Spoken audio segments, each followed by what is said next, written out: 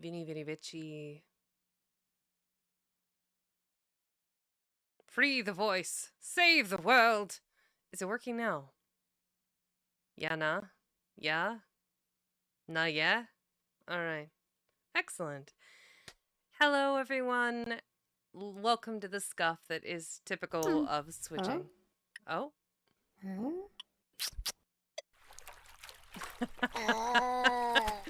my my Oh yeah, the T emote alerts until my custom ones are made. You get to enjoy that. So, huzzah. Um Welcome in everyone. I am Vexen Cat, your local tiger librarian. Today we will be discussing Rudyard Kipling, um notable author in like in history.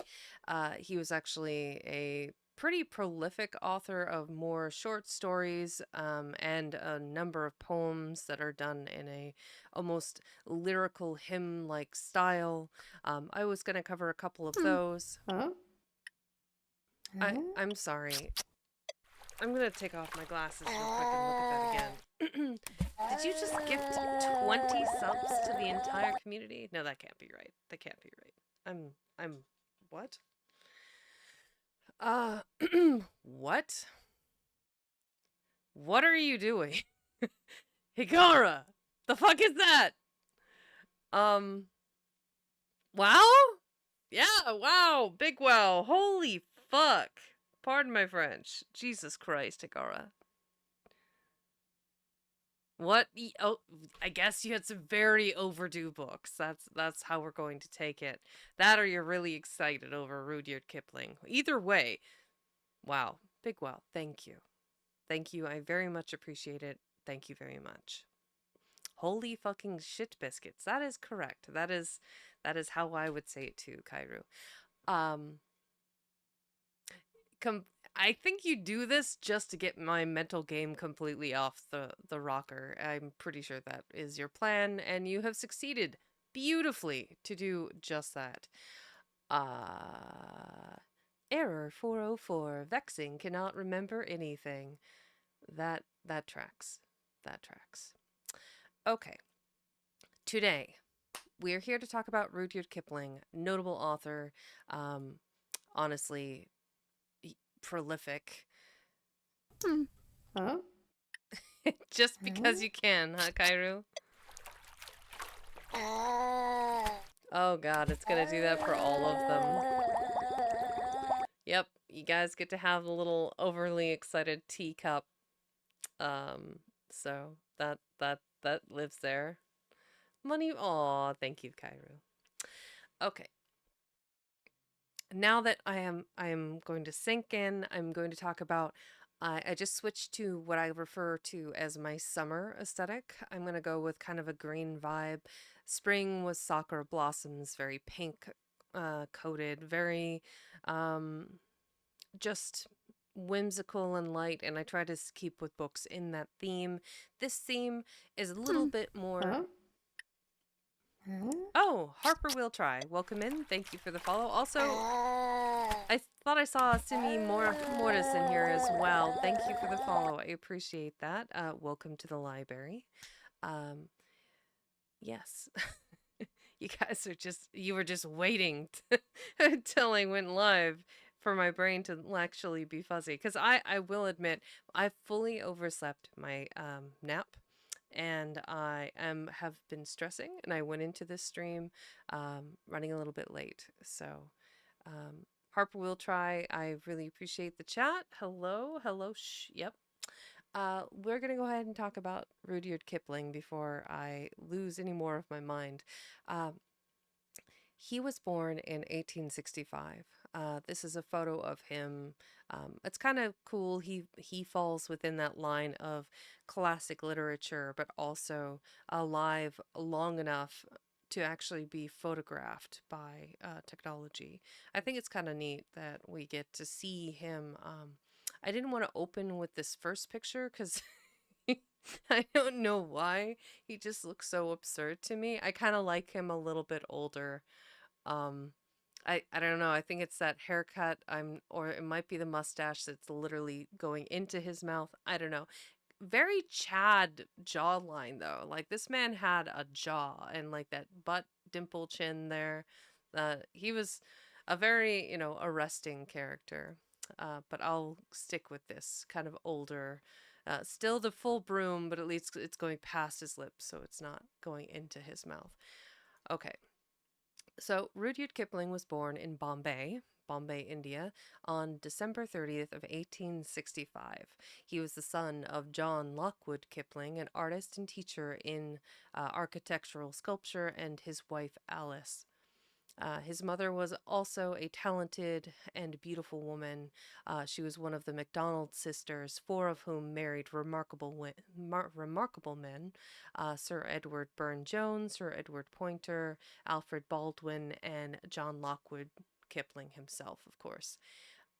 Now, the early years of dear Rudyard's life were spent in Bombay, blissfully happy, unaware, just living his best life, full on childhood of exotic sights and sounds.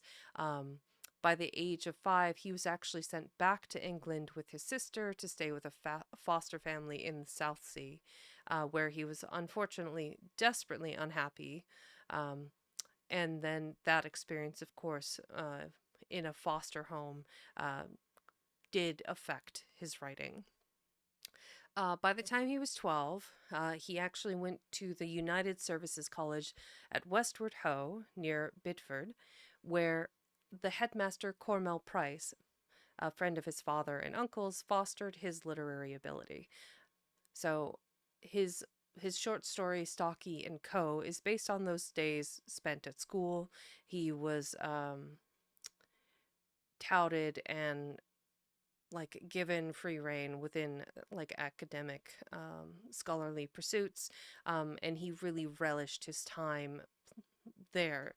Despite having poor eyesight from an early age, he still played like outdoor games, and he really got to enjoy spending time with other boys his own age, and he began to blossom into a well-rounded character.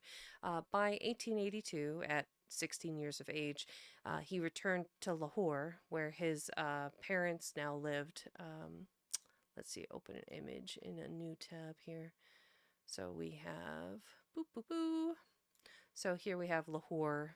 So in India, we've got Allahabad, Bombay, where he was born, and Lahore is in the northern marker there. Um, he went to live there with his parents, and he worked on civil and military gazette, and later on his sister paper, The Pioneer, in Allahabad.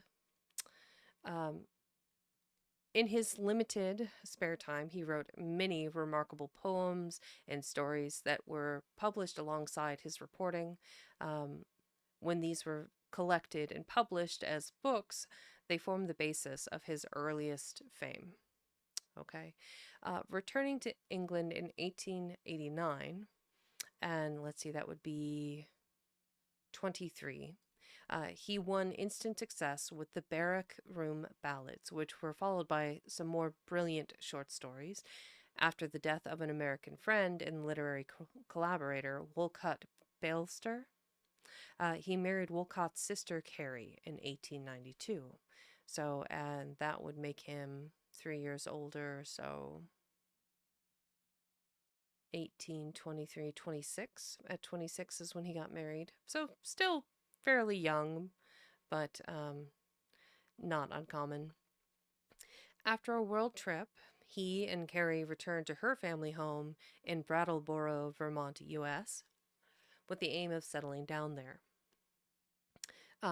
In Brattleboro, deep in New England, he wrote Captains Courageous and the Jungle Books, the first of which we will begin reading today, and we will read into its entirety over the next few weeks. Um, he had two children at that point, Josephine and Elsie, that were born while they lived there. Now, eventually, Rudyard had a quarrel with the Kiplings that drove with his brother-in-law that drove him and his wife and children back to England in 1896. The following year, Hmm.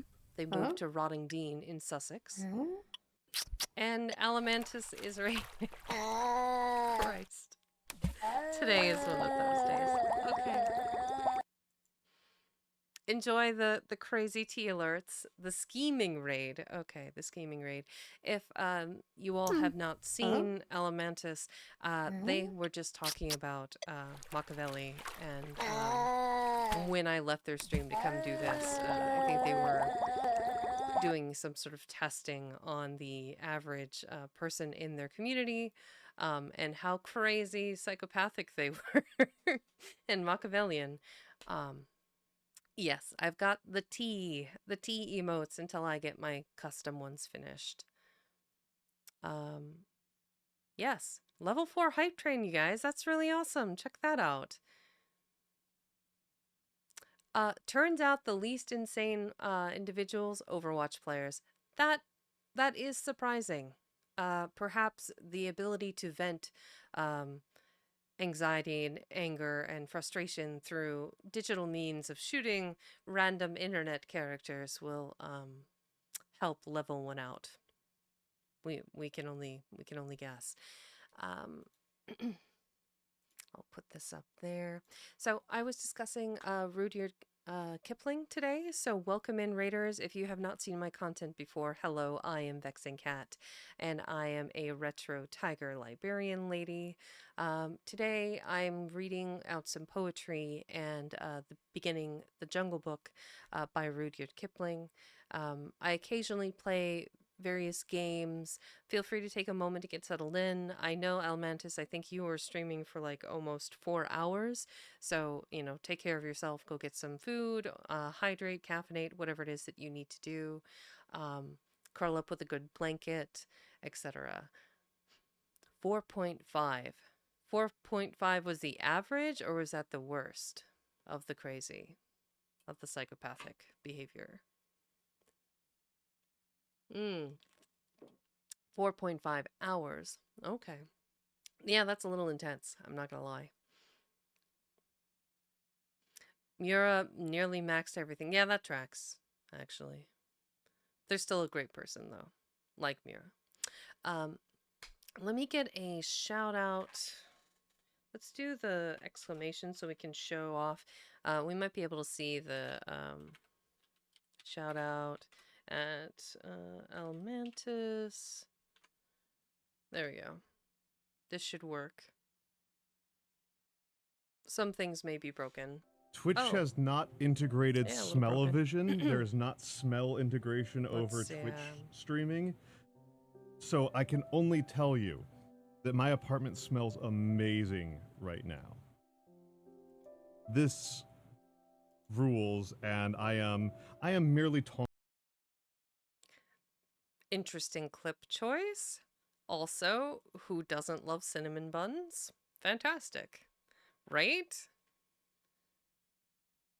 10 out of 10. Okay. I don't know why. I think a lot of things are going to feel just a little bit broken with this new stream layout until I kind of get things dialed in. I'm actually restreaming through or streaming through restream.io. Sorry. So I'm actually live on both Twitter and on Twitch, and it's just something I'm testing out. Another one of my peers that I really admire, Sino the Crocodile, uses restream.io. And so I wanted to kind of see where it fits into um, my ability to communicate and do outreach within our community. So we'll just kind of testing it out today. Where was I? Yes. So I did say that Rudyard had a disagreement with his brother-in-law, um, and then they wound up going back to England in 1896. They were moved into Rottingdean in Sussex, the county in which he adopted as his own and that he felt the most close to. Their son John, who was born at the North End House, which is the holiday home of Rudyard's aunt, Georgina Burne Jones, and soon they moved into the Elms. Um, Homes that have names like that are usually pretty cool to look at. uh, Kipling had come to be regarded by society as a knowledgeable and well written author, and he actually received the People's Laureate and the Poet of Empire. He produced some of the most memorable poems in Rottingdean, including Kim, Stocky, and Co., and Just So stories. The Museum of Rottingdean Preservation Society at the Grange in Rottingdean, there is actually a separate room dedicated to Rudyard Kipling, and it's a reconstruction of his study at the Elms House, and exhibits a variety of his handwritten work. The Grange is open daily, and there is no admission, so if you're ever in the area in Rottingdean, you should check that out. Hi, Wild. Welcome in. Let's see. We are going to go on to 1902. Um, Unfortunately, in 1902, Josephine died. And because of that, he wound up going into seclusion in the 17th century Iron Master's house, the House of Wold of Sussex, Weald. You might have to pronounce that for me, Wild, near Burwash, called Bateman's, where he spent his remaining years. Puck of Pook's Hill and Rewards and Fairies, which included the poem If, which I will be covering today, and other well known volumes of stories were written there, expressing Kipling's deep sense of ancient continuity of both the place and the people and the English countryside. There was a wealth of information about that poetry, and there's a lot of interpretations of that body of work. Now, the National Trust has, let's see, Bateman's, the property that he retired in, is now in the care of the National Trust and is visited by thousands of people every year. From the beginning of their time there, his wife Carrie kept a record of every visitor that stayed with them while they lived in that house, which I think is pretty cool. When Boer War broke out in 1899, Kipling's poem, The Absent-Minded Beggar, raised vast sums of money for the benefit of British soldiers. Alfred Harmsworth, who owned the paper that it was published in, asked Kipling to support the fund and introduced him to the joys and frustrations of the pioneer motorist. Kipling then visited South Africa during the war, visiting hospitals and hospital trains and writing tales and poems about the conflict. He was appalled by the lack of preparedness and professionalism of the British Army, which at that time. He was the friend of Lord Milner, Cecil Rhodes, and of Dr. Jameson, leader of the Jameson Raid, on whose qualities the poem If is said to have been based. He knew Lord Roberts, the commander-in-chief from the Indian days, and wrote at Roberts' request for the Army's newspaper in Bloemfontein, rediscovering the familiar routines of journalism. Thereafter, he spent many winters in the house near Cape Town at the invitation of Rhodes. Kipling foresaw that the First War would need to alert the nation to the need to be prepared for it. When he came, he denounced in vivid poems and stories the aggressive brutality of the German assault on Belgium and France. He reported on sailors guarding the shore of Britain and on the soldiers in training for action in France. The loss of his son, John, in his first battle at the age of 18 was a shattering blow. He did all he could to persuade Americans that the country should come into war on the side of British and French, as they did eventually do in 1917. When peace came in 1918, he called for severe retribution against Germany due to their actions. He continued to write for a very long time about the war, post-war stories, the debts and credits that are counted among some of his more important works. He was very much involved with the Imperial War Graves Commission, and King George V became a personal friend of Rudyard. The Kiplings traveled a great deal, he and his wife, to the outset of one of their journeys in 1936. Rudyard unexpectedly died just 3 days before his king. Um, he had declined most of the honors which had been offered him, including a knighthood, the poet laureateship, and the Order of Merit, although in 1907 he did accept the Nobel Prize for Literature. His reputation grew from critical success to international celebrity, then faded for a time as his very, very conservative views were held by some to be very old fashioned. The balance has been somewhat restored, and many people recognize and appreciate his mastery of both expression in poetry and prose and the sheer range of his work. His the military named him their bard. His role as the bard of the empire remains an issue of debate. To the soldiers, he was; to the people that were against the imperialism, he was not. So I think the man, his work has well survived him. And if you cannot accept his viewpoints and his politics, that is completely fair. Right? The Imperial Bard does sound like a hell of a title, you and I. Um, yeah, he was just a prolific author. And I think his way with words was amazing. I have some quotes that I'll go over here and some poems. I wanted to start with The Harp of the Dane Women by Rudyard Kipling. Because he had, for a period of time, he was very fascinated with the Northmen, the Viking society, and he was also, I don't know, I just like his turn of phrase and the way he words things. Let's see. We are going to cover, okay, Harp Song of the Dane Women by Rudyard Kipling.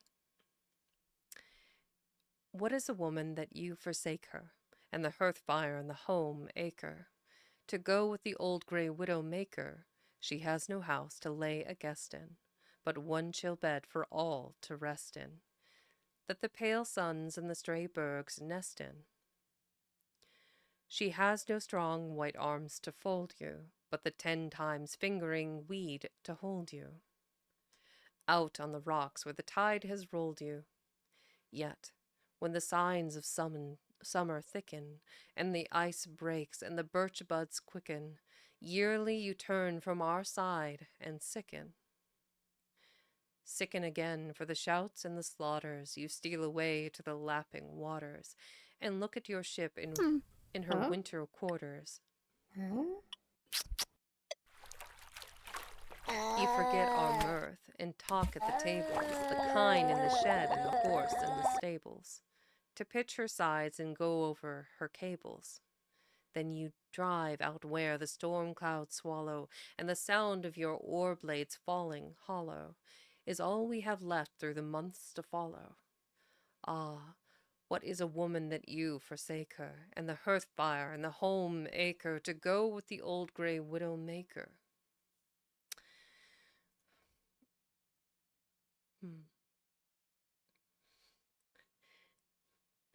This poem isn't of martial pride or great adventure.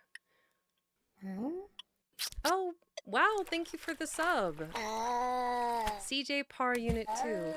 I do believe, are you from Tiger Face community? You might be. Also, thank you for the follow. The Holy Hobnob. Oh, that's a great name. Mango Tartini. Oh, Mango! Welcome in. Thank you for the follow. This poem isn't martial pride or a great adventure. It's a lament about the cost of wanderlust, the shared experience of centuries of women that were forced to share their menfolk with the dangers of storm and sea and sword and spear. Papa Tiger. Well, welcome in, Papa Tiger. How many women watched their brothers and fathers, husbands and sons, sail away, gone a Viking, for a season or for years or forever, never to return? What must they have thought of their loved ones, themselves, and the cruel ocean that took their family from them? I think Kipling did a beautiful job of capturing that deep sense of longing and loss, of having, generation after generation of the menfolk disappear over the sea.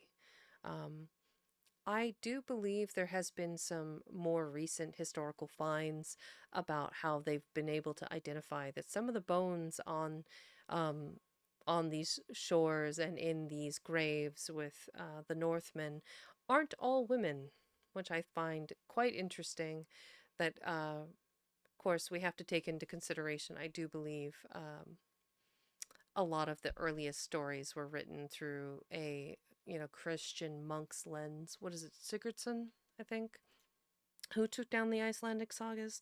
I'd have to look at the name again. Um, I like this poem. I think it is sharp and beautiful and sad, and it it just covers a lot of feelings and just the loss, the sicken again for the shouts and the slaughters. You steal away to the lapping waters and look at your ship in her winter quarters, longing. So when they would come home again and put their ships away to stay home during the winter months when it was not safe to travel, Huh? um, Huh? oh,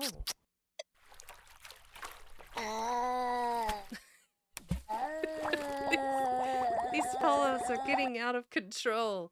Amazing. Um, when their ships were put up for the winter months, they would look at them longing for that escape, the ability to go back onto the high sea, to travel the world. Um, the Swedes going overland into like Russia and China, the Danes going south, the Nords going all the way to America. Like the ability to see the world via a strong back and a sturdy boat was um, something romantic and whimsical to look at it now. I don't think, obviously, the wanton pillaging and harm that was also inflicted onto various peoples is the best. But I digress. Huh? Hey, Starifina, welcome Huh? in. Oh, that is a really cute emote. Thank you for the pities. Oh no, I should turn off those. I didn't realize it was like a different emote or alert for everything. Oh dear. Huh? Huh? And thank you for the follow. Let's see, we've got Green Guts Underwriter and Midori. Welcome in, Midori. So one of the first poems that I want to cover by Rudyard, after the Danish woman one, was If. This is the one I most strongly remember from school and academia. It is also one that I think accurately kind of summed up his skill with prose. I'll take that off. There we go. If, by Rudyard Kipling. If you keep your head when all about you are losing theirs and blaming it on you, if you can trust yourself when all men doubt you, but make allowance for their doubting too, if you can wait and not be tired by waiting, or being lied about, don't deal in lies, or being hated, don't give way to hating, and yet don't look too good nor talk too wise. If you can dream and not make dreams your master, if you can think and not make thoughts your aim, if you can meet with triumph and disaster and treat those two impostors just the same, if you can bear to hear the truth you've spoken, twisted by knaves to make a trap for fools, or watch the things you gave your life to broken, and stoop and build 'em up with worn-out tools. If you can make one heap of all your winnings and risk it on one turn of pitch and toss, and lose and start again at your beginnings, and never breathe a word about your loss. If you can force your heart and nerve and sinew to serve your turn long after they are gone, and so hold on when there is nothing in you except the will, which says to them, hold on. If you can talk with crowds and keep your virtue, or walk with kings, nor lose the common touch, if neither foes nor loving friends can hurt you, if all men count with you, but none too much, if you can fill the unforgiving minute with 60 seconds worth of distance run, yours is the earth and everything that's in it, and, which is more, you'll be a man, my son. Now, I think this poem stands on its own two legs. I think that this poem is a towering proclamation of masculine virtue, for lack of any other term. Believe it or not, the Simpsons actually reference this poem when Abe, in a moment of lucidity, is actually speaking to Homer. I don't remember the conversation, but he quotes that last couple of lines to Homer. Yours is the earth and everything that's in it, and, which is more, you'll be a man, my son. I've read this poem. I've read it many times over the last 20 plus years. This oath is a self-made man, a man who crossed oceans to build new worlds, and with nothing but the coat on their back and their name, their hard working hands and their wits and their set of bootstraps. Though, admittedly, pulling yourself up by the bootstraps does not work. We will not get into the politics of that. But through hard work and wit, you could build something. You could create something.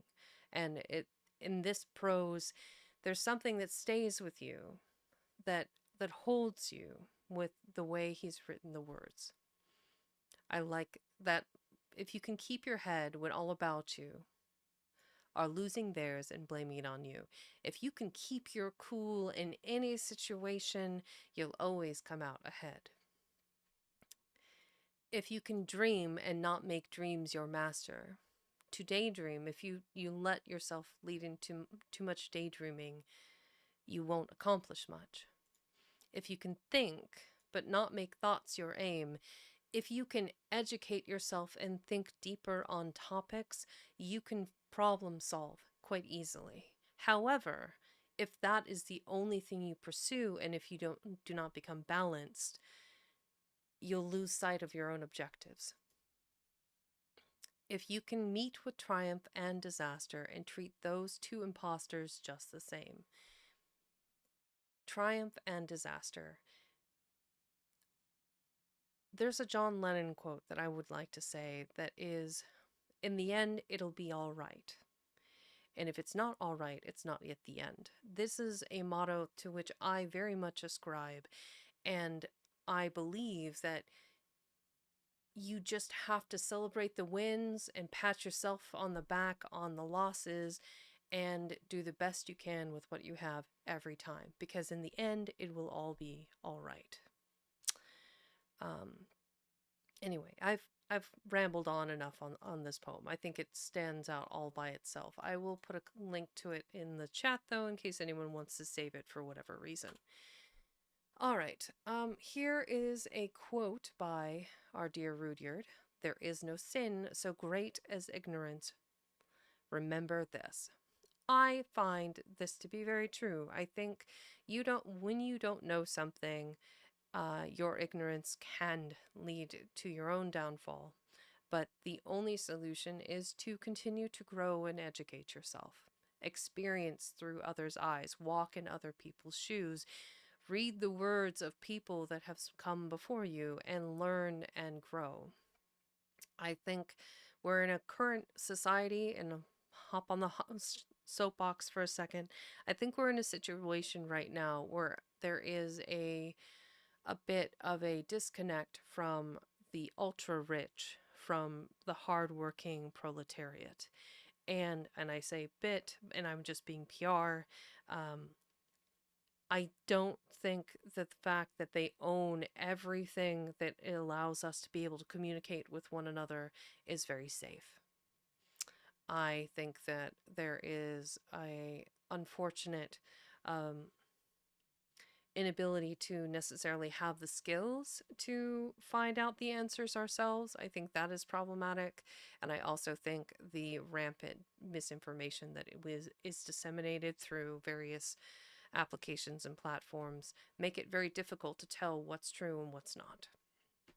I'm very guilty of like seeing something, hearing something, and like my optimism rises, and I'm like, this must surely be true, and then to be told by another person that I trust the opinion of that, well, actually there's more to the story, or that is was true and is no longer, etc., etc. And then I have to do further research, and my optimism wanes, and the pragmatism sets in. So, I will never be a pessimist. I refuse. I absolutely refuse to look at the dark side of life. It's not in me. Here is another poem, also by Rudyard Kipling. Obviously, I probably don't need to say that. The Way Through the Woods. They shut the road through the woods 70 years ago. Weather and rain have undone it again, and now you would never know. There was once a road through the woods before they planted the trees. It is underneath the coppice and heath, and the thin anemones. Only the keeper sees that where the ring-dove broods and the badgers roll at ease, there is once a road through the woods. Yet, if you enter the woods of a summer evening late, when the night air cools on the trout-ringed pools, where the otter whistles his mate, they fear not men in the woods, because they see so few. You will hear the beat of a horse's feet, and the swish of a skirt in the dew, steadily cantering through the misty solitudes, as though they perfectly knew the old lost road through the woods, but there is no road through the woods. So only the keeper sees that there was a road at all, right? The groundskeeper, the forester that is there taking care of the woods knows that there was ever a road at all. But it makes you wonder what is steadily cantering through those misty solitudes in the darkness of the woods. Is it a ghost? Is it a person? Is it the keeper himself? It's hard to say. Another good quote by Rudyard Kipling, and I think this plays more into his respect and connection to the military. A man can never have too much red wine, too many books, or too much ammunition. I don't know about the ammunition. I couldn't say. And I'm okay with red wine. It is not my drink of choice. But I also ascribe that one could never have too many books that they have read. And I also think that in my own ambition, there have been times when I have bought more books than I could possibly read, and it took me a long time to get through them all. So I do think that books are a way of sparking imagination, educating one on various subjects, and they invigorate the mind. So if you're not already reading, you should. And if you can't read or don't want to, feel free to listen and give me a follow. Christ. Oh my goodness. Okay. Here is another quote. This one plays into another poem that I will read. The quote is that the female of the species is deadlier than the male. is the quote. And this is the format. Sorry, I don't have the way it's laid out is a little bit hard to see, but The Female of the Species was published by Rudyard in 1911. Um, and this is how the quatrains go. When the Himalayan peasant meets the he-bear in his pride, he shouts to scare the monster who will often turn aside. But the she-bear, thus accosted, rends the peasant tooth and nail, for the female of the species is more deadly than the male. When Nag, the basking cobra, hears the careless foot of man, he will sometimes wriggle sideways and avoid it if he can.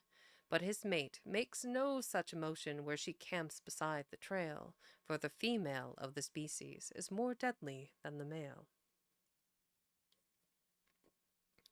When the early Jesuit fathers preached to Hurons and Choctaws, they prayed to be delivered from the vengeance of the squaws.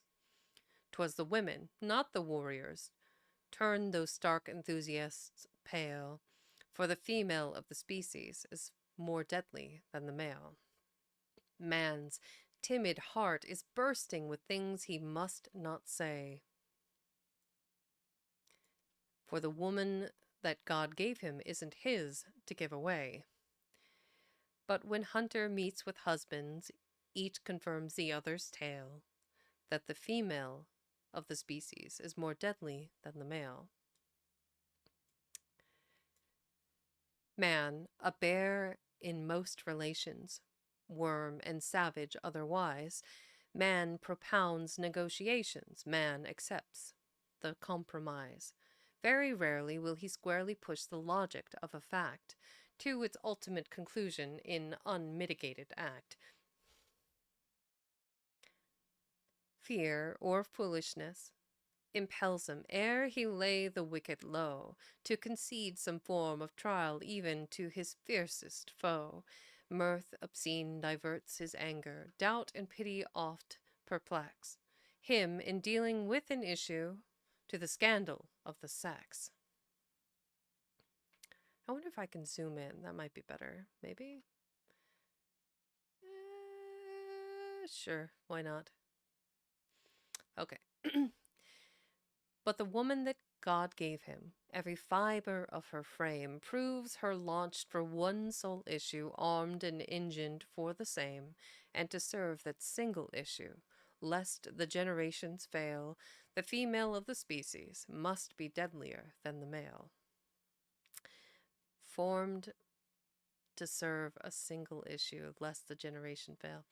You know, that's ringing a little patriarchal misogyny to me, but I'm gonna let it ride. She who faces death by torture for each life beneath her breast may not deal in doubt or pity, must not swerve for fact or jest. These be purely male diversions. Not in these her honor dwells. She, the other law we live by, is that law and nothing else.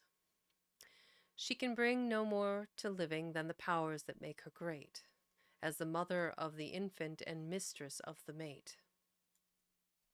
And when babe and man are lacking, and she strides unchained to claim her right as femme and barren, her equipment is the same.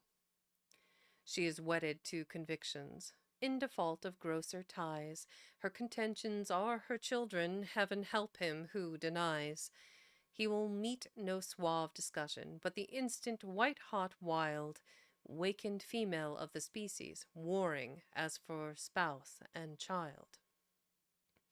Unprovoked, and awful charges, even so the she-bear fights. Speech that drips, corrodes, and poisons, even so the cobra bites. Scientific vivisection of one nerve till it is raw, and the victim writhes in anguish, like the Jesuit with the squaw. Ugh. So it cames that man, the coward, when he gathers to confer with his fellow braves in council, dare not leave a place for her. where at war with life and conscience, he uplifts his erring hands to some god of abstract justice, with no woman, which no woman understands. And man knows it, knows, moreover, that the woman that God gave him must command, but must not govern, shall enthrall, but not enslave him. And she knows, because she warns him, and her instincts never fail, that the female of her species is more deadly than the male. There are parts of this poem I like, and there are parts that I don't, that speak to the time and his way of thought. And I I'm pretty sure if any man was to command me, um, without my express permission to do so, he's going to find out what the taste of leather is.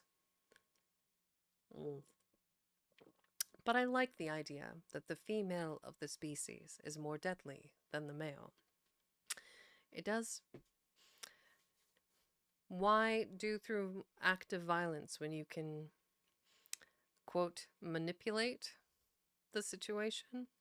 I think that was one of the questions on the test we took for the Machiavellian excerpt, or the Machiavellian stream. Let's see. The next one here is another wonderful poem, The Power of the Dog. Let me close out of that. Hi. Hi, Fallen. Oh man, why are those alerts so bizarrely huge? Okay. Okay. We gotta dial some stuff in, I think. I don't know why those are so small for no reason.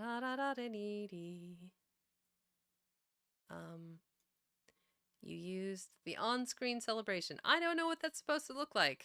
It must be on the streaming side, so that's fun. Let's grab a lovely bunch of coconuts. Dee-dee-dee, there they all are standing in a row. Da da da da da da. There, that can live there. Good enough. It's floaty emotes.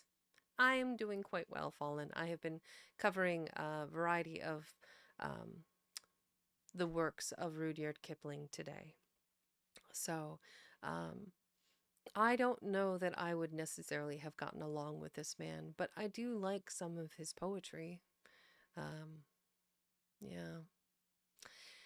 Gotta separate the art from the artist sometimes. So this next one is titled The Power of the Dog. There is sorrow enough in the natural way, from men and women to fill our day. And when we are certain of sorrow in store, why do we always arrange for more? Brothers and sisters, I bid you beware of giving your heart to a dog to tear. He does have some rather bushy eyebrows. Buy a pup and your money will buy love unflinching that cannot lie. Perfect passion and worship fed by a kick in the ribs or a pat on the head. Nevertheless, it is hardly fair to risk your heart for a dog to tear. By a kick in the ribs. Well, if you had all been here for when I read Call of the Wild, you would know how that particular story ends. When the 14 years which nature permits are closing in asthma or tumor or fits, and the vet's unspoken prescription runs to lethal chambers or loaded guns, I don't know that any vet has ever used the latter there, then you will find it's your own affair. But you've given your heart to a dog to tear. When the body that lived at your single will, with its whimper of welcome, it still is stilled. How still! When the spirit that answered your every mood is gone, wherever it goes for good. You will discover how much you care and will give your heart to a dog to tear. We've sorrow enough in the natural way when it comes to burying Christian clay. Our loves are not given, but only lent at compound interest of cent per cent. Though it is not always the case, I believe that the longer we've kept 'em, the more do we grieve. For when debts are payable, right or wrong, a short time loan is as bad as a long. So why in heaven, before we are there, should we give our hearts to a dog to tear? Because they're awesome. dogs dogs are so, they're loyal and kind and smart and unflinching in their affection. Dogs are wonderful. And I have had one most of my entire life. Some capable working dogs, Australian cattle dogs. I've had derpy nut house weirdos that were mutts, but they were kind and they were protective and they were good, if they were not smart. And one dog that I had, Spencer, was very much not smart, but he was very pretty, but you know, about as intelligent as a box of rocks being kicked down the road. But that's okay. He lived a good long life and was wonderful and kind and very protective. Um, yes. So the power of the dog, I will go ahead and put that in the chat as well in case anyone wants to read that again on their own or save it. Here is another quote. This was also from that If poem. So if you can keep your head when all about you are losing theirs and blaming it on you, if you can trust yourself when all men doubt you, but make allowance for their doubting too. I think that this is probably one of the most popular quotes of Rudyard Kipling, just knowing as I have, and I some of the sources I've seen this referenced in papers, in other literary works. But I agree. Keep your head, keep your cool. You'll ultimately see the end of any situation or any problem if you keep a cool head about it. Let's see here. Here's a short one titled Mother O' Mine. If I were hanged on the highest hill, mother o' mine, O mother o' mine, I know whose love would follow me still, mother o' mine, O mother o' mine. If I were drowned in the deepest sea, mother o' mine, O mother o' mine, I know whose tears would come down to me, mother o' mine, O mother o' mine. If I were damned of body and soul, I know whose prayers would make me whole, mother o' mine, O mother o' mine. I think this is one of those examples of why his poetry lent itself to hymnal and lyrical. It could be put, a lot of his work could be put to music. It just has this cadence that is really easy to read, and I can see someone singing it and enjoying it. So we've got a couple more here. This one is titled Seal Lullaby. Oh, hush thee, my baby, the night is behind us, and black are the waters that sparkled so green. The moon over the combers looks downward to find us, at rest in the hollows that rustle between. Where billows meets billow, where soft be thy pillow, there soft be thy pillow. Ah, weary wee flipperling, curl at thy ease. The storm shall not wake thee, nor shark overtake thee, asleep in the arms of the slow swinging seas. It does conjure some imagery of a baby seal, floating in the water, the moon over the combers looking downward to find us, resting in the hollows that rustle between. Um, I like the line, a weary wee flipperling curl at thy ease. It's just kind of an interesting image. A young little beflippered seal curled up with its mother. Seals, like you've got a beach master who will have like multiple wives in his harem, and all of the pups will curl up with their mothers. It's really cute. Okay. I think I have one more poem to read before I get into the book. This next one is titled The Vampire.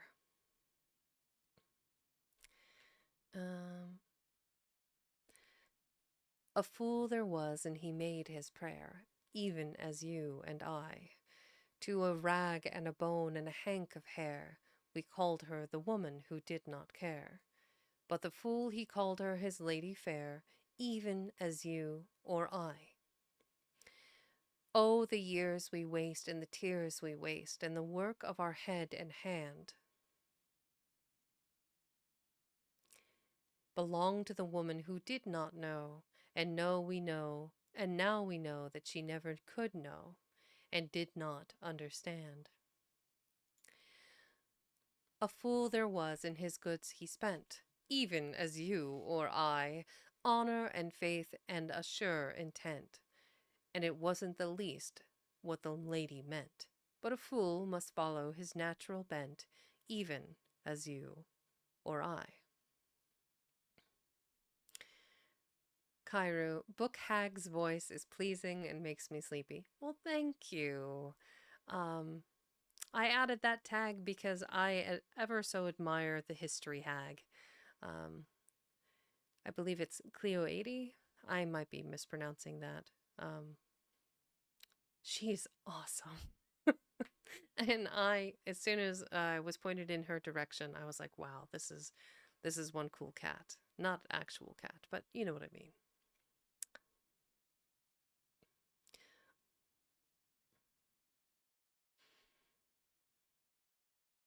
Let's see. Oh, the toil we lost and spoil we lost, and the excellent things we planned belonged to the woman who didn't know why. And now we know that she never knew why and did not understand. The fool was stripped to his foolish hide, even as you or I, which she might have seen when she threw him aside. But it isn't on record, the lady tried. So some of him lived, but the most of him died, even as you or I. And it isn't the shame and it isn't the blame that stings like a white-hot brand. It's coming to know that she never knew why, seeing at last she could never know why, and never could understand. I find this interesting, and I think it would take a greater mind than my own, no matter how well read I am, to break this down into tangible pieces. So I think that this man must have loved a woman who did not care for him, and she may never have known. So this was an unrequited love. He honored her, he loved her. This would be a good example of Petrarch. Petrarch was an amazing philosopher and poet, and he loved a woman so greatly that he wrote a totally new form of sonnets dedicated to her. And I don't think he ever told her, short of the written word that passed on past his life. I don't think he ever once told her of his care, his love, and affection. I don't know if she ever knew.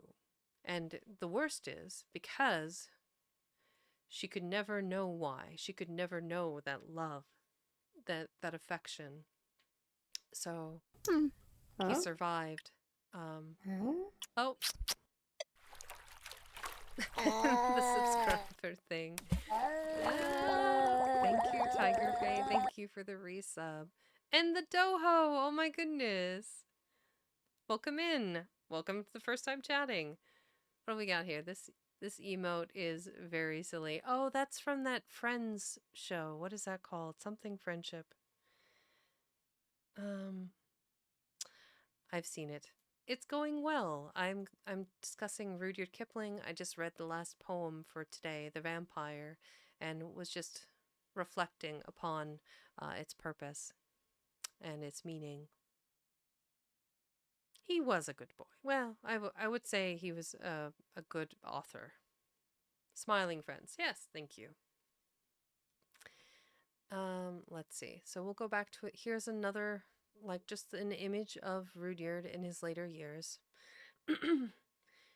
Distinguished. It's very coquettish, which I find very amusing to me. He's like, "Oh, I'm taking a photo."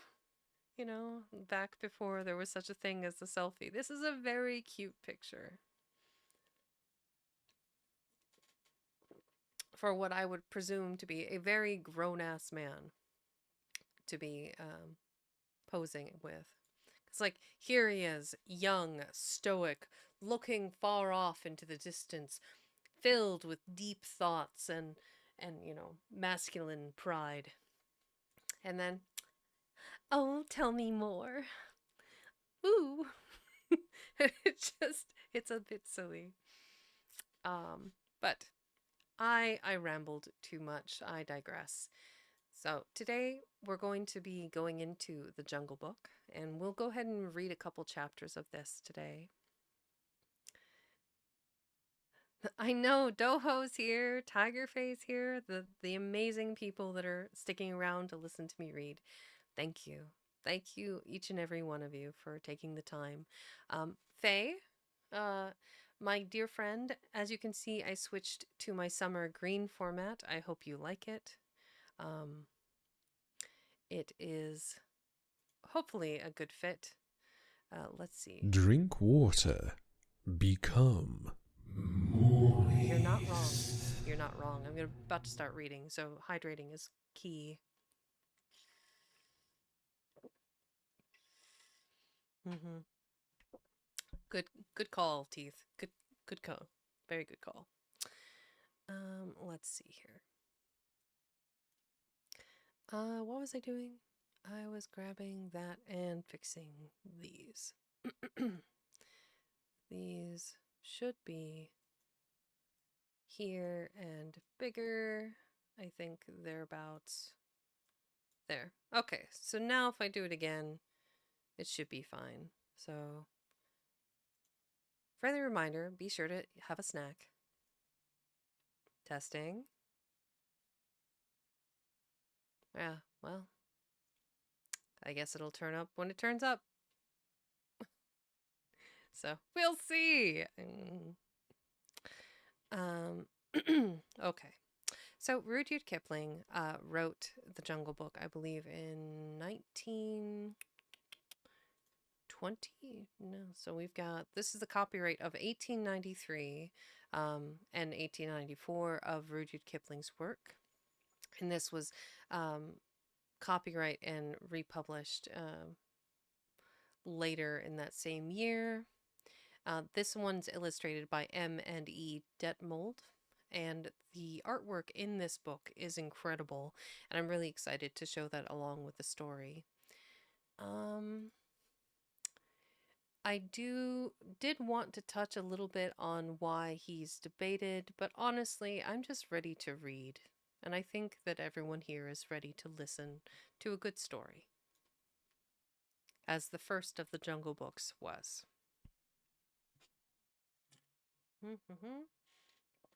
All right. I am hydrated.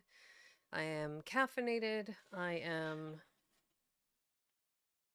logged in.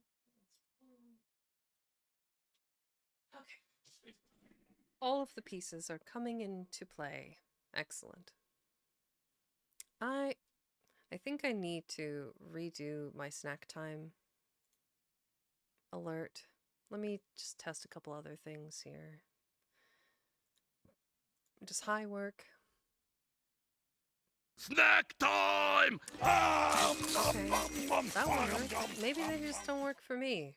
Nope, the snack worked. Okay. Hi. Hi. Maybe there was just a bit of a delay because, it's sound alerts. I wouldn't put anything past them. All right. Let's Hi. Hi. See, it worked so it's so easy for everyone else. All right. Well, whatever. Okay. So, as I said, this was published in 1893. I think this particular work, this one's from the New York Library, which I quite admire. And someday I hope to see it. Here is the first artwork by the Detmold. So this is Mowgli and the Lone Wolf. He is currently in this picture, which will later have more context, wearing the pelt of what is his name? Shere Khan. Okay. So at the beginning of the first chapter, and there are multiple sections in this book, he has a couple of different poems and then artwork. I love each of the pages in this book have these gorgeous backgrounds. Granted, there's not a lot of words on the page, but you don't see this sort of style of beautiful detail in books anymore. Nothing in modern context anyway. Okay. Now Ran, the kite, brings home the night that Mang the bat sets free. The herds are shut in byre and hut, for loosed till dawn are we. This is the hour of pride and power, talon and tush and claw. Oh, hear the call. Good hunting all that keep the jungle law. Night song in the jungle. Presumably, since there is no reference to another author, that must be one of the other poems by Rudyard Kipling. Let's see here. Is it? Nope.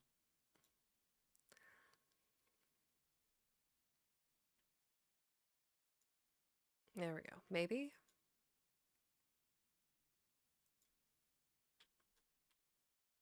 Okay. Well, I don't know what's going on with my setup, but we shall endeavor. I think it might be IQ that is the problem. Maybe? Clicking all of the things. Well, apparently this entire stream I'll be looking down, I guess. There we go. I think the hotkeys for it have gotten wonky. Figures. Okay. Mowgli's Brothers, Section 1, Part 1. It was 7 o'clock of a very warm evening in the Seeonee Hills when Father Wolf woke up from his day's rest, scratched himself, yawned, and spread out his paws one after the other to get rid of the sleepy feeling in the tips. Mother Wolf lay with her big gray nose dropped across her 4 tumbling, squealing cubs, and the moon shone into the mouth of the cave where they all lived. Arg! Arg, said Father Wolf. It is time to hunt again. And he was going to spring downhill when a little shadow with a bushy tail crossed the threshold and whined. Good luck go with you, O chief of the wolves, and good luck and strong white teeth go with the noble children, that they may never forget the hungry in this world. It was the jackal, Tabaqui, the dish-licker, and the wolves of India despise Tabaqui because he runs about making mischief and telling tales and eating rags and pieces of leather from the village rubbish heaps. They are afraid of him too, because Tabaqui more than anyone else in the jungle, is apt to go mad. And then he forgets that he was ever afraid of anyone and runs through the forest biting everything in his way. Even the tiger hides when little Tabaqui goes mad. For madness is the most disgraceful thing that can overtake a wild creature. We call it hydrophobia, but they call it diwani, the madness, and run. Enter then and look, said Father Wolf stiffly, but there is no food here. For a wolf, no, said Tabaqui, but for so mean a person as myself, a dry bone is a good feast. Who are we, the Gutter Log, the jackal people, to pick and choose? He scuttled to the back of the cave, where he found the bone of a buck with some meat on it, and sat cracking the end merrily.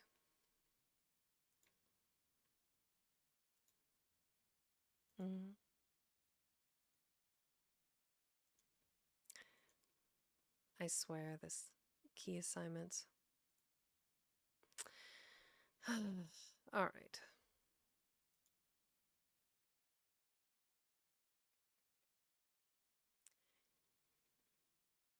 He scuttled to the back of the cave, where he found the bone of a buck with some meat on it, and sat cracking the end merrily. All thanks for this good meal, he said, licking his lips. How beautiful are the noble children, how large are their eyes, and so young, too. Indeed, indeed, I might have remembered that the children of kings are men from the beginning. Now, Tabaqui knew as well as anyone else that there is nothing so unlucky as to compliment children to their faces, and it pleased him to see Mother and Father Wolf look uncomfortable. Tabaqui sat still, rejoicing in the mischief that he had made, and then he said spitefully, Shere Khan, the big one, has shifted his hunting grounds. He will hunt among these hills during the next moon, so he has told me. Shere Khan was the tiger who lived near the Waingunga River, I'm guessing, Waingunga River, 20 miles away. He has no right, Father Wolf began angrily. By the law of the jungle, he has no right to change his quarters without fair warning. He will frighten every head of game within 10 miles, and I have to kill for 2 these days. His mother did not call him Longri, the lame one, for nothing, said Mother Wolf quietly. He has been lame in 1 foot from his birth. That is why he has only killed cattle. Now, the villagers of Waingunga are angry with him, and he has come here to make our villagers angry. They will scour the jungle for him when he is far away, and we and our children must run when the grass is set alight. Indeed, we are very grateful to Shere Khan. Shall I tell him of your gratitude? Said Tabaqui. Out, snapped Father Wolf. Out and hunt with thy master. Thou hast done harm enough for 1 night. I go, said Tabaqui quietly. Ye can hear Shere Khan below in the thickets. I might have saved myself the message. Father Wolf listened, and in the dark valley that ran down to a little river he heard the dry, angry, snarly, sing-song whine of a tiger who has caught nothing and does not care if all the jungle knows it. The fool, said Father Wolf, to begin a night's work with that noise. Does he think that our buck are like his fat Waingunga bullocks? Hush! It is neither bullock nor buck that he hunts tonight, said Mother Wolf. It is man. The whine had changed to a sort of humming purr that seemed to roll from every quarter of the compass. It was the noise that bewilders woodcutters and gypsies sleeping in the open, and makes them run sometimes into the very mouth of the tiger.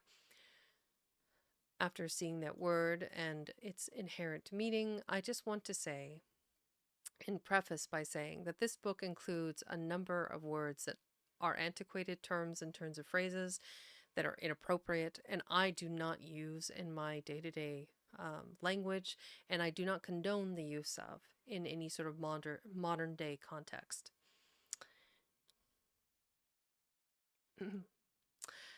Man. No. Man, said Father Wolf, showing all his white teeth. Faugh! Are there not enough beetles and frogs in the tanks that he must eat man, and on our ground too?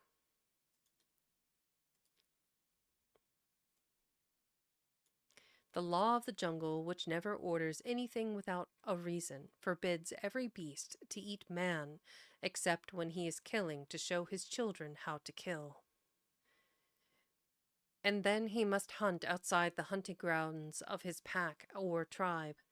The real reason for this is that man-killing means, sooner or later, the arrival of white men on elephants with guns, and hundreds of brown men with gongs and rockets and torches. Then everybody in the jungle suffers. The reason the beasts give among themselves is that man is the weakest and most defenseless of all living things, and it is unsportsmanlike to touch him.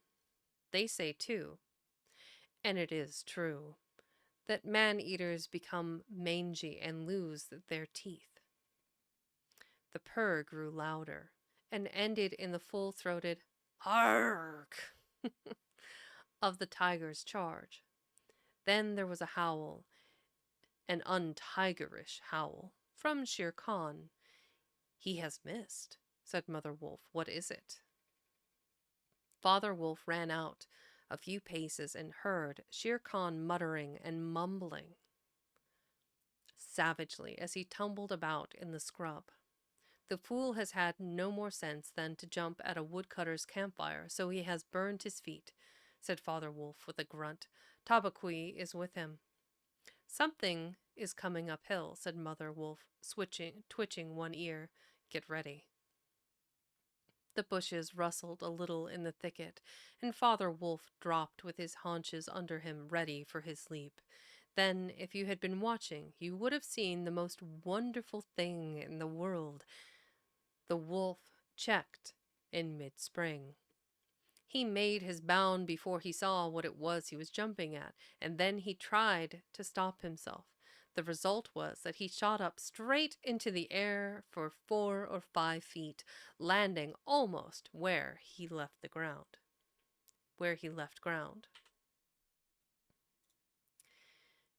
Man, he snapped, a man's cub, look. Directly in front of him, holding on by a low branch, stood a naked brown baby who could just walk. As soft and as dimpled a little thing as ever came to a wolf's cave at night. He looked up into Father Wolf's face and laughed. Is that a man's cub? Said Mother Wolf. I have never seen one. Bring it here. A wolf, accustomed to moving his own cubs, can, if necessary, mouth an egg without breaking it, and though Father Wolf's jaws closed right on the child's back, not a tooth even scratched the skin as he laid it down among the cubs. How little, how naked, and how bold, said Mother Wolf softly. The baby was pushing his way between the cubs to get close to the warm hide. Ahai! He is taking his meal with the others, and so this is a man's cub.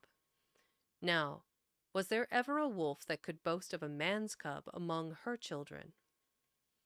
I have heard now and again of such a thing, but never in our pack or in my time, said Father Wolf. He is altogether without hair, and I could kill him with a touch of my foot. But see, he looks up and is not afraid. The moonlight was blocked out of the mouth of the cave, for Shere Khan's great square head and shoulders were thrust into the entrance. Tabaqui behind him was squeaking, my lord, it went in here." Shere Khan does us great honor, said Father Wolf, but his eyes were very angry. What does Shere Khan need? My quarry. A man's cub went this way, said Shere Khan. Its parents have run off. Give it to me. Shere Khan had jumped at a woodcutter's campfire, as Father Wolf had said, and was furious from the pain of his burned feet. But Father Wolf knew that the mouth of the cave was too narrow for a tiger to come in by. Even where he was, Shere Khan's shoulders and forepaws were cramped for want of room, as a man's would be if he tried to fight in a barrel. Huh? Huh? Aw, thanks, Curious. Welcome back. Thank you for the sub. I don't know if I can... It's not working. I should be able to, like, look up, but it's not connected. So, hold on. Hotkey, boom. Hotkey, boom. We'll try it now. Yay, I fixed it. Huzzah. 4 months for vexing. Thank you, Curious. Thank you for the sub. Welcome in. I hope you're enjoying the story. Oh, it occurs to me. I should probably... Ba-ba-ba. Boop, boop. Ta-da. There we go. Now we actually have what we're covering in the content here. All right, so we are reading The Jungle Book, and we are in the first part in chapter 1, where the young man cub has gone into the cave with the wolves, and Shere Khan, the tiger, is looking for him. The wolves are a free people, said Father Wolf.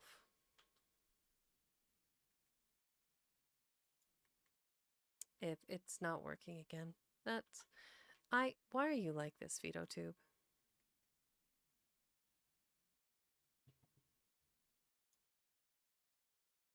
All right. Hotkey? Yes. Please? No? Yes? Yes? No? Huzzah! I think it's working. Well, fingers crossed. The wolves are a free people, said Father Wolf. They take orders from the head of the pack and not from any striped cattle killer. The man's cub is ours, to kill if we choose. Ye choose and ye do not choose. What talk is this of choosing? By the bull that I killed, am I to stand nosing into your dog's den for my fair dues? It is I, Shere Khan, who speak.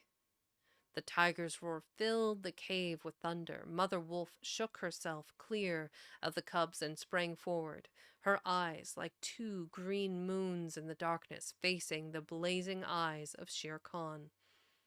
And it is I, Raksha, the demon, who answer. The man's cub is mine, Lungri, mine to me. He shall not be killed. He shall live to run with the pack and to hunt with the pack, and in the end, look you, hunter of little naked cubs, frog eater, fish killer, he shall hunt thee. Now, get hence, or by the Sambur that I killed, I eat no starved cattle. Back thou goest to thy master, to thy mother, burned beast of the jungle. Lamer than ever thou camest into the world, go.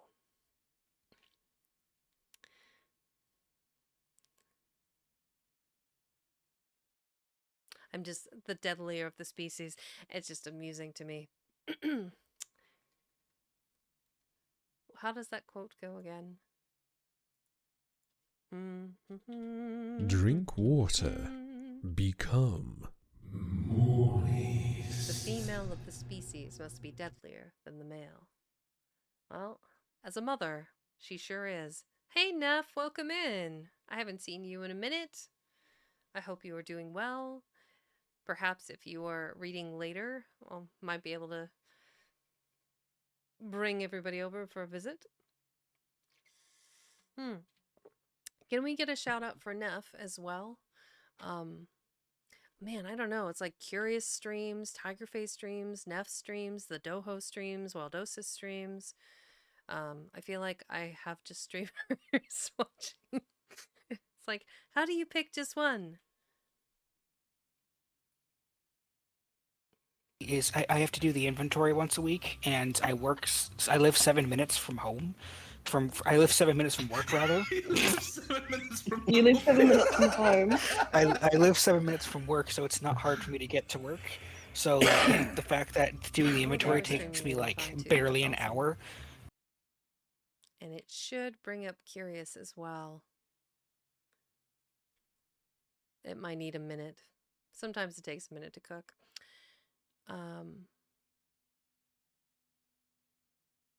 We could try it again, maybe. We shall see. Father Wolf looked on amazed. He had almost forgotten the days when he won Mother Wolf in fair fight from 5 other wolves, when she ran in the pack and was not called the demon for compliment's sake. Shere Khan might have faced Father Wolf, but he could not stand up against Mother Wolf, for he knew that where he was, she had all the advantage of the ground and would fight to the death. So he backed out of the cave mouth, growling, and when he was clear, he shouted, "Each dog barks in his own yard. We shall see that the pack will say what the pack will say to this fostering of man cubs. The cub is mine, and to my teeth he will come in the end, O bush-tailed thieves." Mother Wolf threw herself down, panting, among the cubs, and Father Wolf said to her gravely, but I want to see if it'll do it this time. Maybe. And you're not afraid to talk about some topics Oh, close some to your heart. teamfight tactic? No. You're a very This- sweet one, and I do like your art, Is this teamfight and I tactics? appreciate you. I don't think so. It looks very familiar, but I can't place why. Anyone else fall in love right there? That's me. Go figure. It's something that I played before. It's not teamfight tactics, though. It's another, like, 3-person MOBA. What is that called? It'll come to me. Let's see. Shere Khan speaks this Shere Khan speaks this me. Shere Khan speaks this much truth. The cub must be shown to the pack. Wilt thou still keep him, mother? Keep him, she gasped. He came naked by night, alone and very hungry, yet he was not afraid. Look, he has pushed one of my babes to one side already, and that lame butcher would have killed him and would have run off to the Wengunga while the villagers here hunted through all our lairs in revenge. Keep him. Assuredly, I will keep him. Lie still, little frog. O thou Mowgli. For Mowgli, the frog, I will call thee. The time will come when thou wilt hunt Shere Khan as he has hunted thee. But what will our pack say? Said Father Wolf. The law of the jungle lays down very clearly that any wolf may, when he marries, withdraw from the pack he belongs to. But as soon as his cubs are old enough to stand on their feet, he must bring them to the pack council, which is generally held once a month at full moon, in order that the other wolves may identify them. After that inspection, the cubs are free to run where they please and until they have killed their first buck. No excuse is accepted if a grown wolf of the pack kills one of them. The punishment is death where the murderer can be found, and if you think for a minute, you will see that this must be so. Father Wolf waited till his cubs could run a little, and then on the night of the pack meeting took them and Mowgli and Mother Wolf to the Council Rock, a hilltop covered with stones and boulders where a hundred wolves could hide. I need to grab that picture.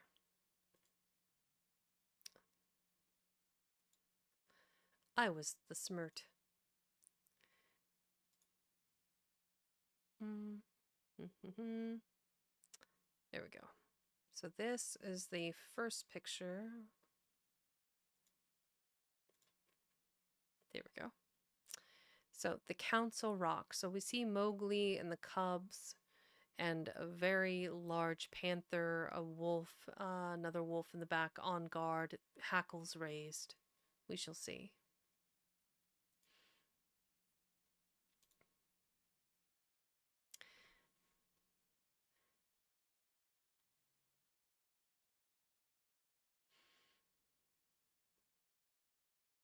Akela, the great gray lone wolf who led all the pack by strength and cunning, lay out at full length on his rock, and below him sat 40 or more wolves of every size and color, from badger-colored veterans who could handle a buck alone, to young black 3-year-olds who thought they could. The lone wolf had led them for a year now. He had fallen twice into wolf trap in his youth, and once he had been beaten and left for dead. So he knew the manners and customs of men. There was very little talking at the rock. The cubs tumbled over one another in the center of the circle, where their mothers and fathers sat, and now and again a senior wolf would go quietly up to a cub, look at him carefully, and return to his place on noiseless feet. Sometimes a mother would push her cub far out into the moonlight to be sure that he had not been overlooked. Akela from his rock would cry, "Ye know well the law. Ye know the law. Look well, O wolves." And the anxious mothers would take up the call, "Look, look well, O wolves." At last, and Mother Wolf's neck bristles lifted as the time came. Father Wolf pushed Mowgli the Frog, as they called him, into the center, where he sat laughing and playing with some pebbles that glistened in the moonlight. Akela never raised his head from his paws, but went on with the monotonous cry, "Look well." A muffled roar came up from behind the rocks. The voice of Shere Khan crying, "The cub is mine, give him to me. What have the free people to do with a man's cub?" Akela never even twitched his ears. All he said was, "Look well, O wolves." What have the free people to do with the orders of any save the free people? Look well. There was a chorus of deep growls, and a young wolf in his 4th year flung back Shere Khan's question to Akela, "What have the free people to do with a man's cub?" Now, the law of the jungle lays down that if there is any dispute as to the right of a cub to be accepted by the pack, he must be spoken for by at least 2 members of the pack who are not his father and mother.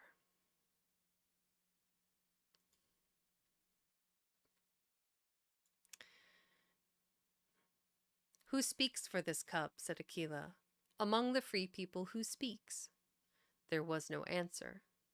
And Mother Wolf got ready for what she knew would be her last fight if things came to fighting. Then the only other creature who is allowed at the pack council, Baloo, the sleepy brown bear who teaches the wolf cubs the law of the jungle, old Baloo, who can come and go where he pleases because he eats only nuts and roots and honey, rose up on his hind quarters and grunted. "The man's cub, the man's cub," he said. "I speak for the man's cub. There is no harm in a man's cub. I have no gift of words, but I speak the truth. Let him run with the pack and be entered with the others. I myself will teach him." "We need yet another," said Akela. "Baloo has spoken, and he is our teacher for the young cubs. Who speaks besides Baloo?" A black shadow dropped down into the circle. It was Bagheera, the Black Panther, inky black all over, but with the panther markings showing up in certain lights like a pattern of watered silk. Everybody knew Bagheera, and nobody cared to cross his path, for he was as cunning as Tabaqui, as bold as the wild buffalo, and as reckless as the wounded elephant. But he had a voice as soft as wild honey dripping from a tree, and a skin softer than down. O Aquila and ye, the free people, he purred. I have no right in your assembly, but the law of the jungle says that if there is a doubt, which is not a killing matter, in regard to a new cub, the life of that cub may be bought at a price. And the law does not say who may or may not pay that price. Am I right? Good, good, said the young wolves, who are always hungry. Listen to Bagheera, the cub can be bought for a price. It is the law. Knowing that I have no right to speak here, I ask your leave. Speak then, cried 20 voices. To kill a naked cub is shame. Besides, he may make better sport for you when he is grown. Baloo has spoken in his behalf. Now to Baloo's word I will add 1 bull, and a fat one, newly killed, not a half a mile from here, if you will accept the man's cub according to the law. Is it difficult? There was a clamor of scores of voices saying, What matter? He will die in the winter rains. He will scorch in the sun. What harm can a naked frog do us? Let him run with the pack. Where is the bull, Bagheera? Let him be accepted. And then came Akela's deep bay, crying, Look well, O wolves! Mowgli was still playing with the pebbles, and he did not notice when the wolves came and looked at him one by one. At last they all went down the hill for the dead bull, and only Akela, Bagheera, Baloo, and Mowgli's own wolves were left. Shere Khan roared, still in the night, for he was very angry that Mowgli had not been handed over to him. Aye, roar well, said Bagheera under his whiskers, for the time comes when the naked thing will make thee roar to another tune, or I know nothing of man. It was well done, said Akela. Men and their cubs are very wise. He may be a help to him, help in time. Truly, a help in time of need, for none can hope to lead the pack forever, said Bagheera. Akela said nothing. He was thinking of the time that comes to every leader of every pack when his strength goes with him, and he gets feebler and feebler till at last he is killed by the wolves, and a new leader comes up to be killed in his turn. Take him away, he said to Father Wolf, and train him as befits one of the free people, and that is how Mowgli was entered into the Seeonee wolf pack for the price of a bull and on Baloo's good word. Now, you must be content to skip 10 or 11 whole years, and only guess at all the wonderful life that Mowgli led among the wolves, because if it were written out, it would fill ever so many books.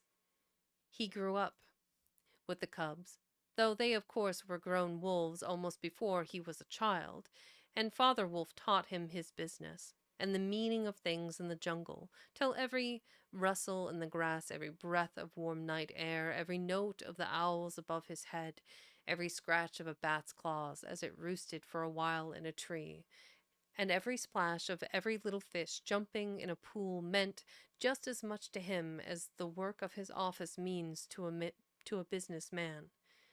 When he was not learning, he sat out in the sun and slept, and ate, and went to sleep again. When he felt dirty or hot, he swam in the forest pools, and when he wanted honey, Baloo told him that honey and nuts were just as pleasant to eat as raw meat. He climbed up for it, and that Bagheera showed him how to do. Before I get too much further, let's open this one. So this is the picture of Akela, the lone wolf, looking over the people, the free people, the wolf pack. Pretty cool. I like this art style. Very, very soft. The line work in it is very, very clean too, very gentle.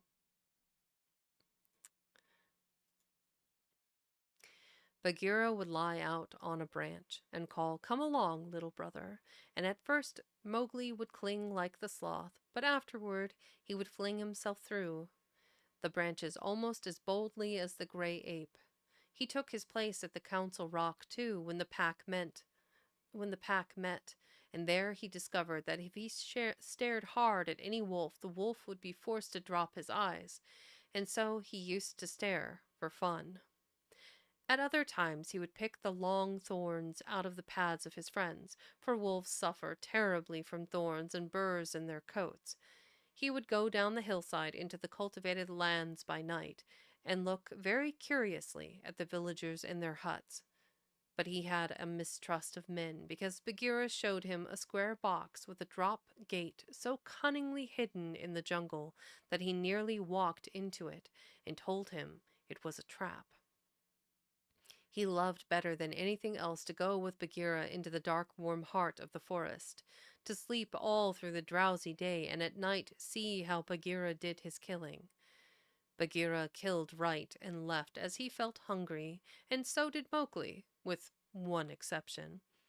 As soon as he was old enough to understand things, Bagheera told him that he must never touch cattle, because he had been bought into the pack at the price of a bull's life. "All the jungle is thine," said Bagheera, "and thou canst kill everything that thou art strong enough to kill. But for the sake of the bull that bought thee, thou must never kill or eat any cattle, young or old. That is the law of the jungle."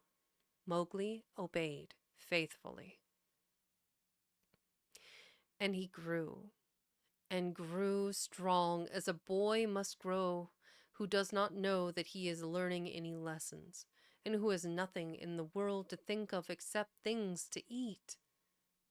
Mother Wolf told him once or twice that Shere Khan was not a creature to be trusted, and that someday he must kill Shere Khan. Mama doesn't mess around. But though a young wolf would have remembered that advice every hour, Mowgli forgot it, because he was only a boy, though he would have called himself a wolf if he had been able to speak any human tongue. Shere Khan was always crossing his path in the jungle, for as Akela grew older and feebler, the lame tiger had come to be great friends with the younger wolves of the pack, who followed him for scraps, a thing Akela would never have allowed if he had dared to push his authority to the proper bounds. Then Shere Khan would flatter them and wonder that such fine young hunters were content to be led by a dying wolf and a man's cub. "They tell me," Shere Khan would say, that at council ye dare not look him between the eyes," and the younger wolves would growl and bristle. Bagheera, who had eyes and ears everywhere, knew something of this, and once or twice he told Mowgli in so many words that Shere Khan would kill him some day, and Mowgli would laugh and answer, "I have the pack, and I have thee, and Baloo, though he is so lazy, might strike a blow or two for my sake. Why should I be afraid?" I'm kind of curious. I am being chirped at for an ad, so let me... Is there an end? There is no end. There's only Zool. Yeah, I'm not going to be able to get...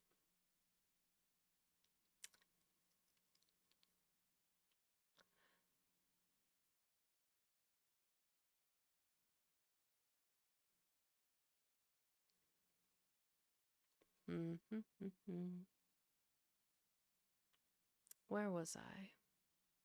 Yeah, there we go. Since I'm gonna have to read like 20 more pages, I think, or more before I can finish this chapter, and I don't I don't have the means to snooze. I'm gonna go ahead and run that ad now and take this opportunity to go use the restroom. I will be right back. Also, in the meantime, there's some great music. Here, let me post that at the very least.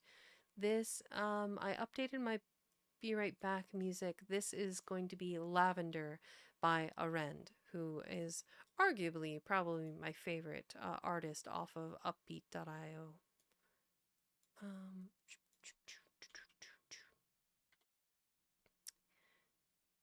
All right, I'll just drop that there in case anybody wants it, and then I will be right back.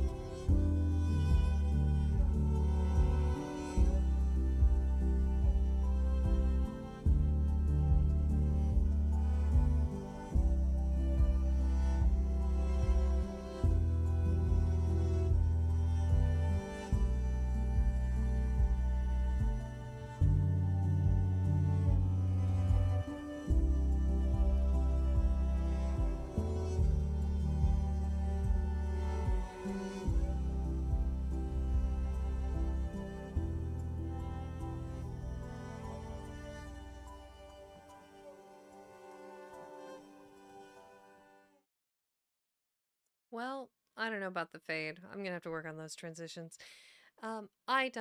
Digress. I ramble. Anyway, welcome back, everyone. I am Vexing Cat, and we are continuing the Jungle Book. We are currently reading the section titled Mowgli's Brothers. Depending on how long this particular section of the book is, I may only finish this section today, because I'm going to read for probably about another hour.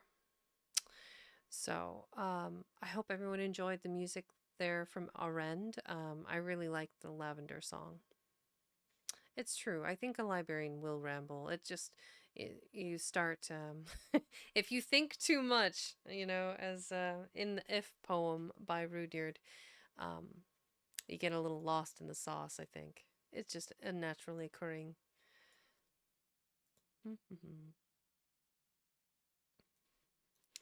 What was it? Uh,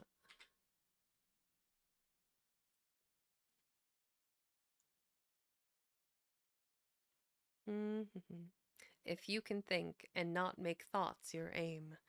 Well, is thinking too much? I don't know. We'll see. All right. Let's see. We return to that. I believe it was the end of this chapter or this paragraph here. Yeah, we'll reread that paragraph there.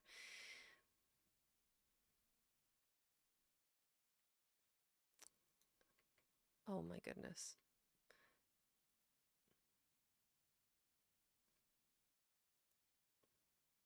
I swear the mouse is acting up. Horrible. Absolutely horrible. Why are you like this? Of course, maybe it's VetoTube. I don't know. Hmm? Hmm? Hmm? Hmm? Hotkey 2. See? I don't know why it's acting like that. I have to rekey it every time. Bagheera, who had eyes and ears everywhere, knew something of this, and once or twice he told Mowgli, in so many words, that Shere Khan would kill him some day, and Mowgli would laugh and answer, I have the pack, and I have thee, and Baloo, though he is so lazy, might strike a blow or two for my sake. Why should I be afraid? It was one very warm day that a new notion came to Bagheera, born of something that he had heard. Perhaps Ikki, the porcupine, had told him, but he said to Mowgli when they were deep in the jungle, as the boy lay with his head on Bagheera's beautiful black skin. Little brother, how often have I told thee that Shere Khan is thy enemy?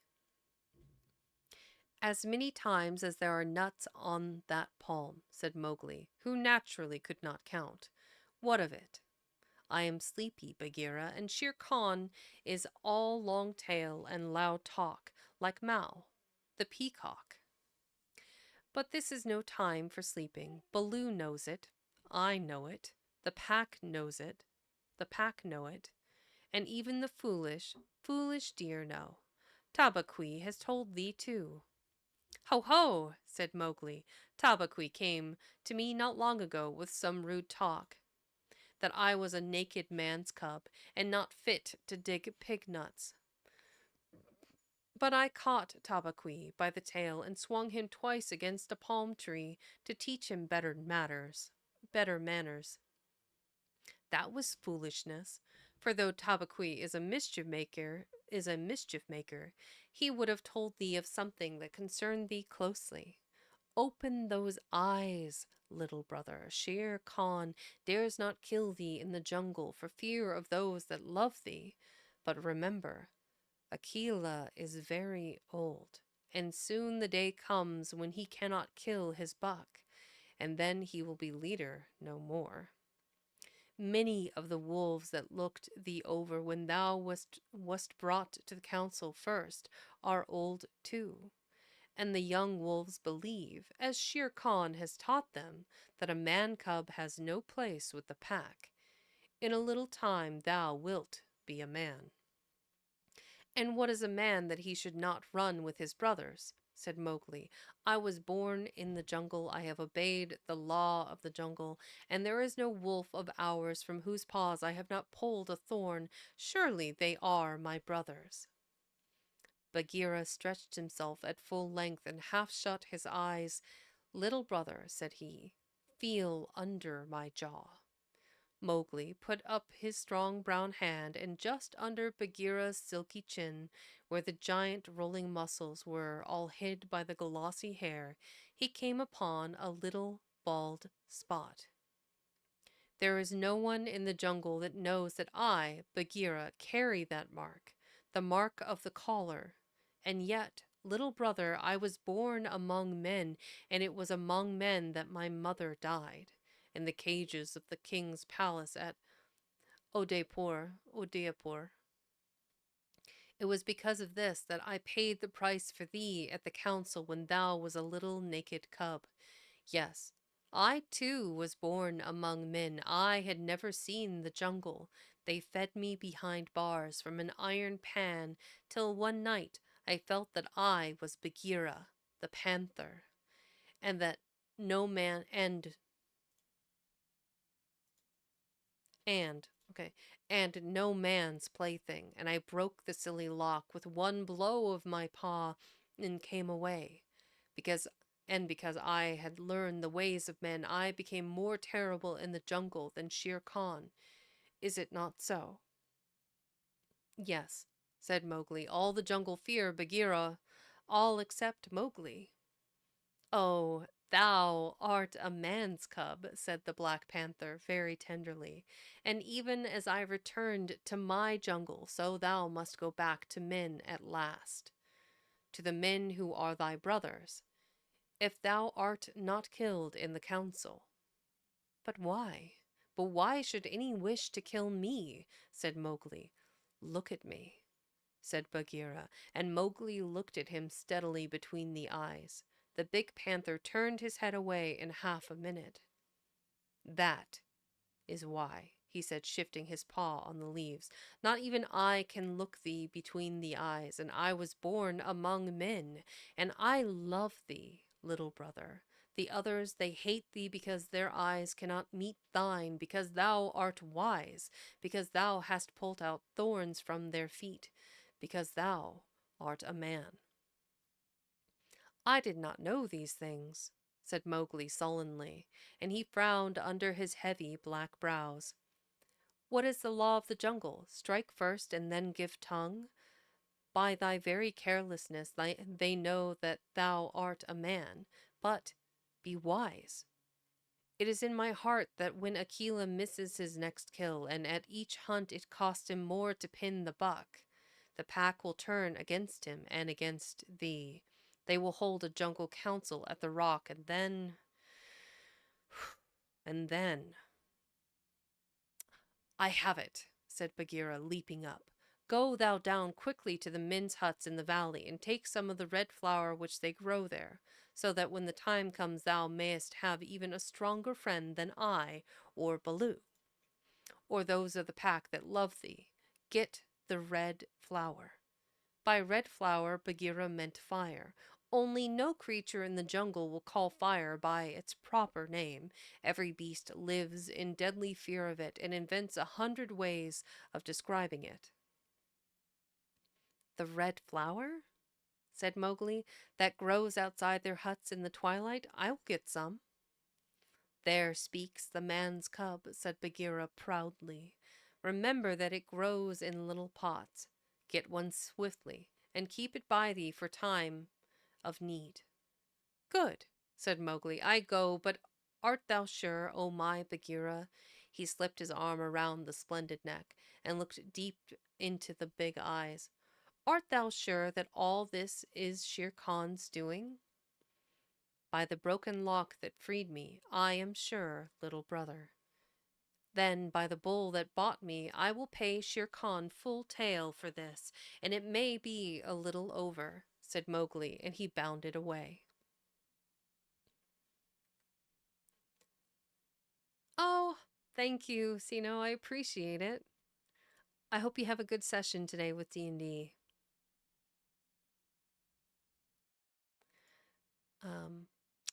Also, for those of you that haven't caught their content, Sino is an amazing artist, great content creator. They do a whole variety of different types of content, and they are the artists that designed my TTS. Oh yes, Sino 10 out of 10. Super awesome emotes.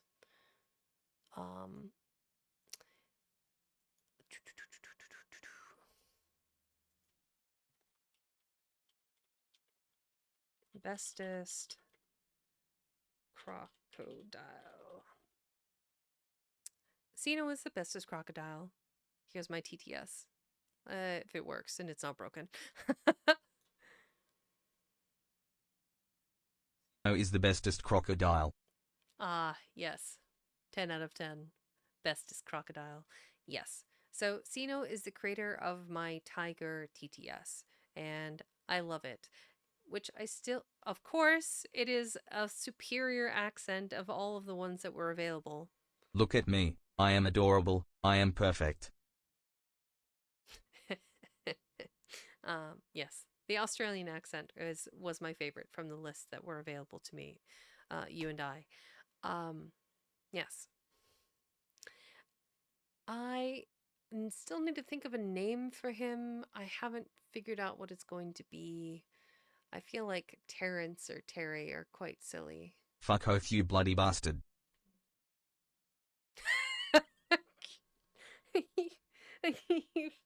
Oh, yeah. Oh, great.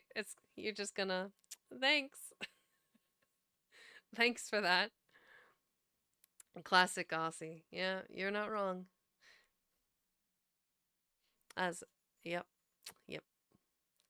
As a friendly reminder, this is an 18 plus stream, and if you're not 18 plus, please, out of respect for the content that is intended for an adult audience, come back when you're 18. Ah, silly.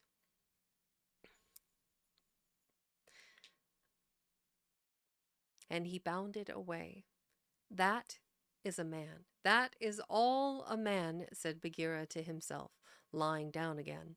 Oh, Shere Khan, never was a blacker hunter than that frog hunt of thine 10 years ago. Mowgli was far and far through the forest, running hard, and his heart was hot in him.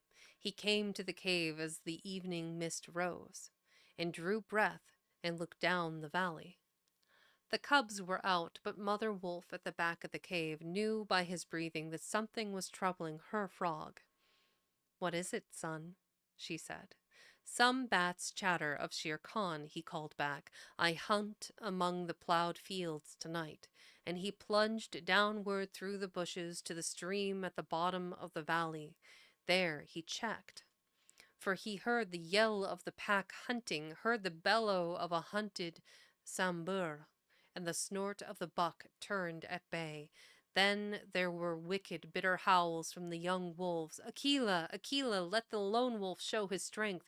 Room for the leader of our pack. Spring, Akela. The lone wolf must have sprung and missed his hold, for Mowgli heard the snap of his teeth and then a yelp as the sambur knocked him over with his 4 foot. He did not wait for anything more, but dashed on, and the yells grew fainter behind him as he ran into the croplands where the villagers lived. Bagheera spoke truth, he panted as he nestled down in some cattle fodder by the window of a hut. Tomorrow is one day for Akela and one for me. And for me. Then he pressed his face close to the window and watched the fire on the hearth. He saw the husbandman's wife get up and feed it in the night with black lumps. And when the morning came and the mists were all white and cold, he saw the man's child pick up a wicker pot plastered inside with earth, fill it with lumps of red-hot charcoal, put it under his blanket, and go out to tend the cows in the byre. Is that all? Said Mowgli. If a cub can do it, there is nothing to fear. So he strode around the corner and met the boy. took the pot from his hand, and disappeared into the mist while the boy howled with fear.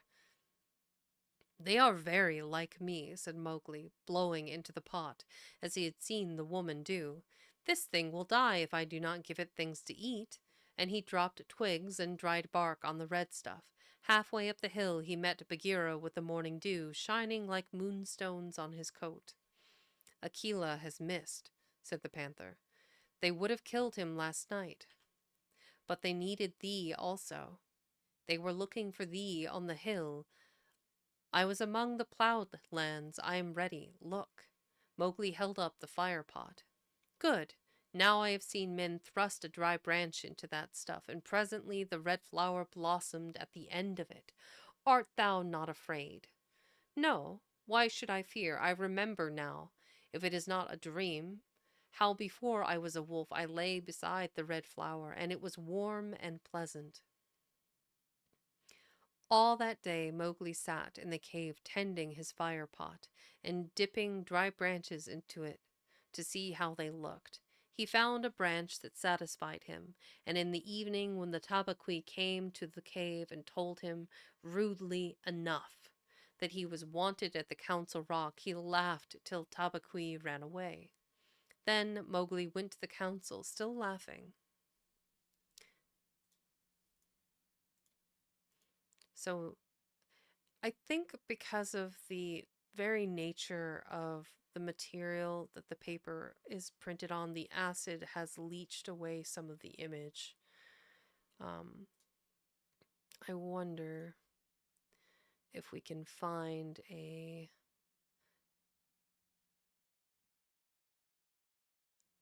maybe this one. You can see more of the detail. Yeah, you can see more of the detail of Bagheera's face.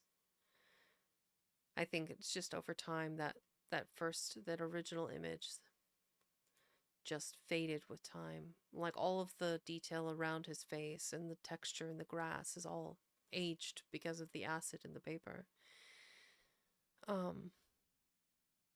That's a cool picture though.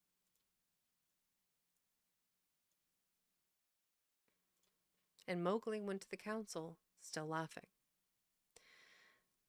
Akela the lone wolf lay by the side of his rock as a sign that the leadership of the pack was open, and Shere Khan with his following of scrap-fed wolves walked to and fro openly, being flattered. Bagheera lay close to Mowgli, and the fire pot was between Mowgli's knees. When they were all gathered together, Shere Khan began to speak, a thing he would never have dared to do when Akela was in his prime. "He has no right," whispered Bagheera. "Say so. He is a dog's son. He will be frightened." Mowgli sprang to his feet.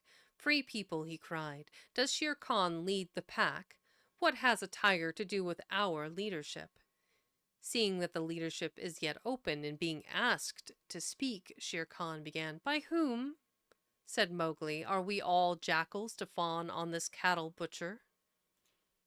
"The leadership of the pack is with the pack alone." There were yells of silence. "Thou man's cub, let him speak. He has kept our law." And at last the seniors of the pack thundered, "Let the dead wolf speak."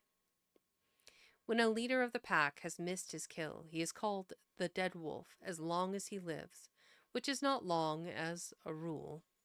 Akela raised his old head wearily.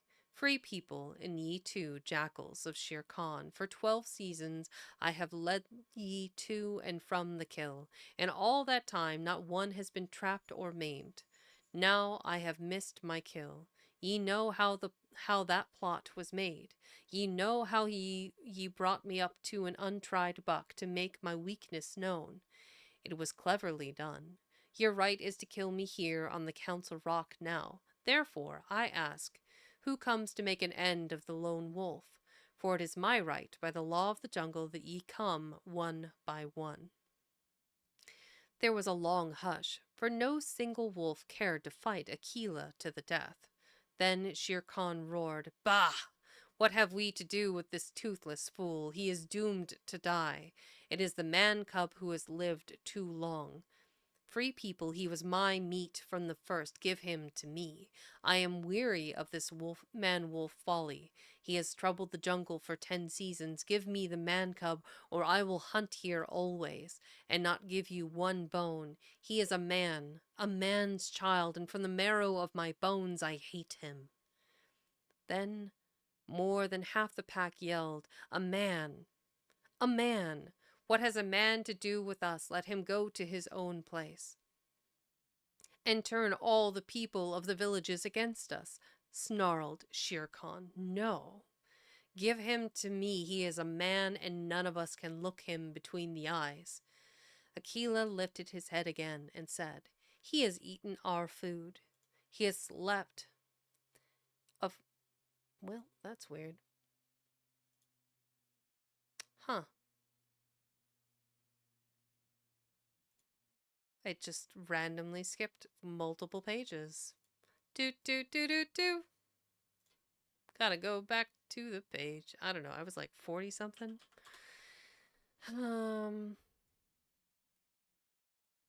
Okay. We are at least.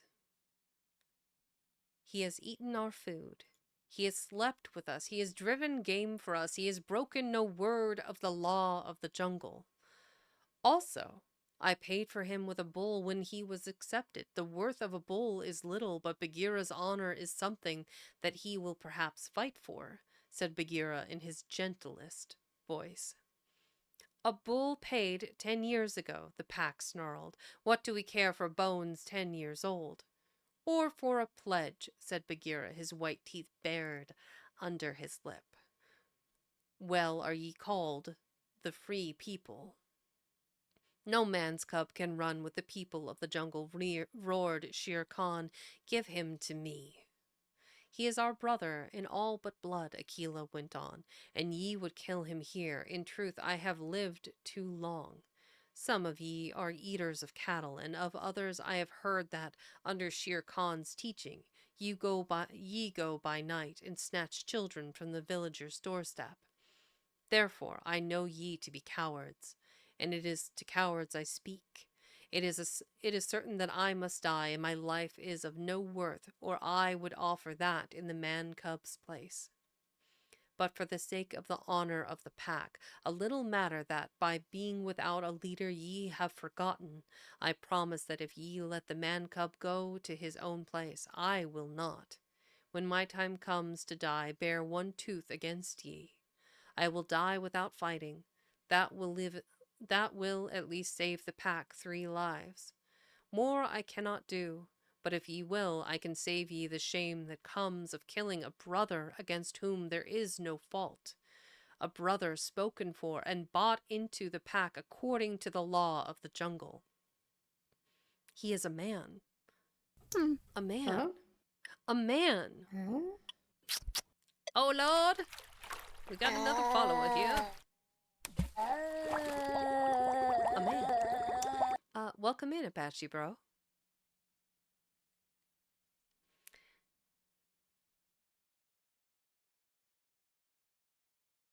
Blip, blip, blip, blip, blip, brain. He is a man. A man. A man! Snarled the pack, and most of the wolves began to gather round Shere Khan, whose tail was beginning to switch. Now the business is in thy hands, said Bagheera to Mowgli. We can do no more except fight. Mowgli stood upright, the fire pot in his hands. Then he stretched out his arms and yawned in the face of the council. But he was furious with rage and sorrow, for, wolf-like, the wolves had never told him how they hated him. Listen, you, he cried. There is no need for this dog's jabber.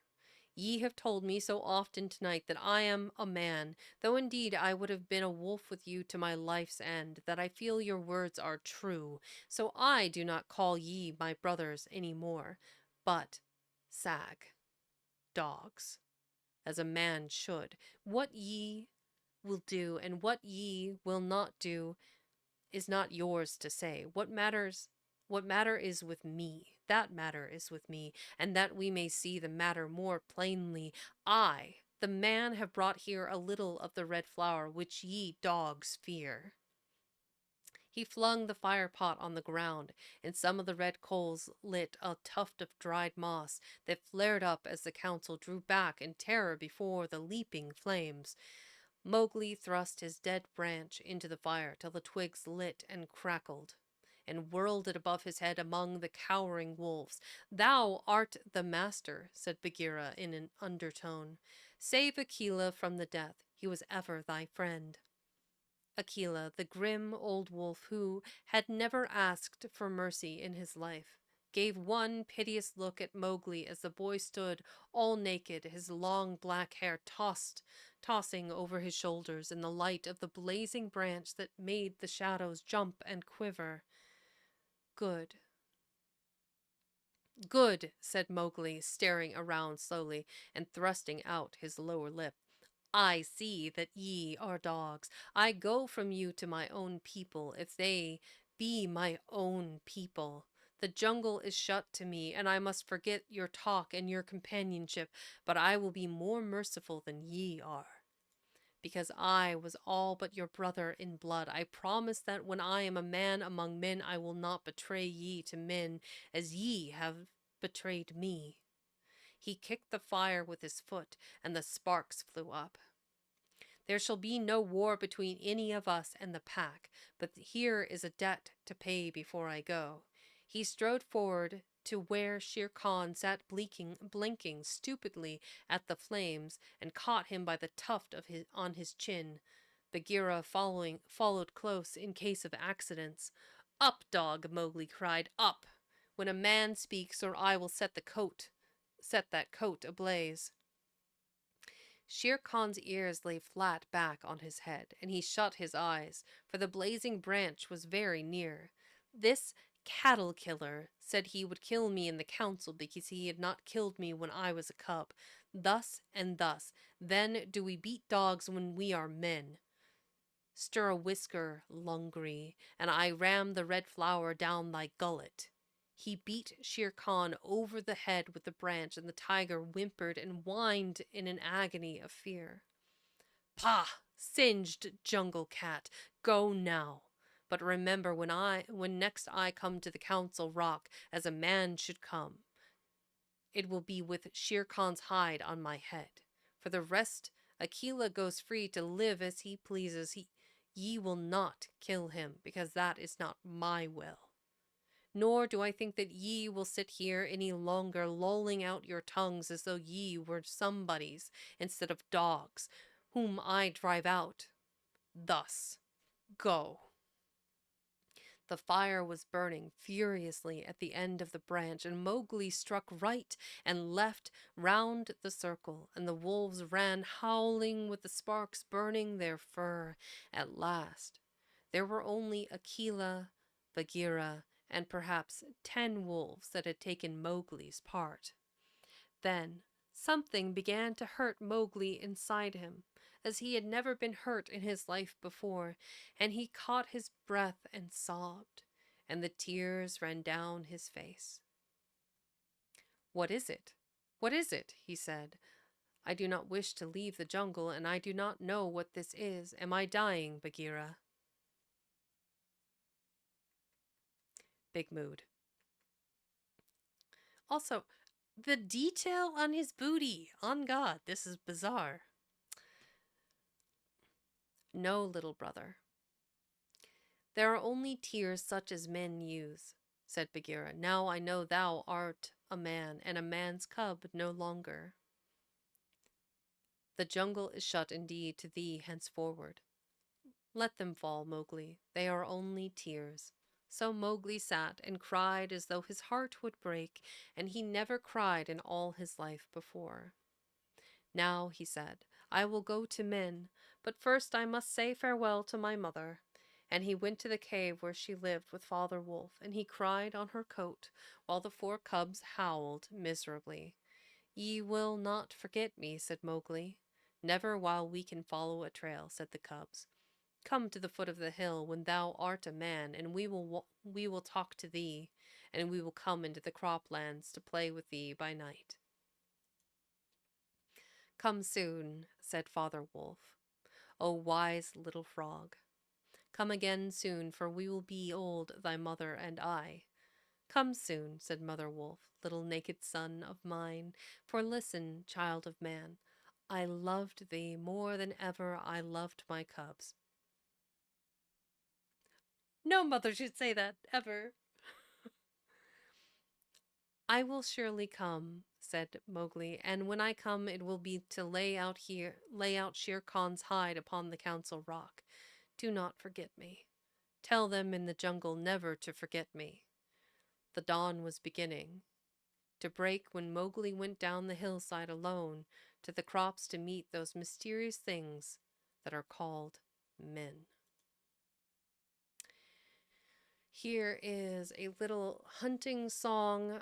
I don't think, given that it's already been 2 hours and 40 minutes, I don't think I will read any more of the book today. I think this would be a good place to stop.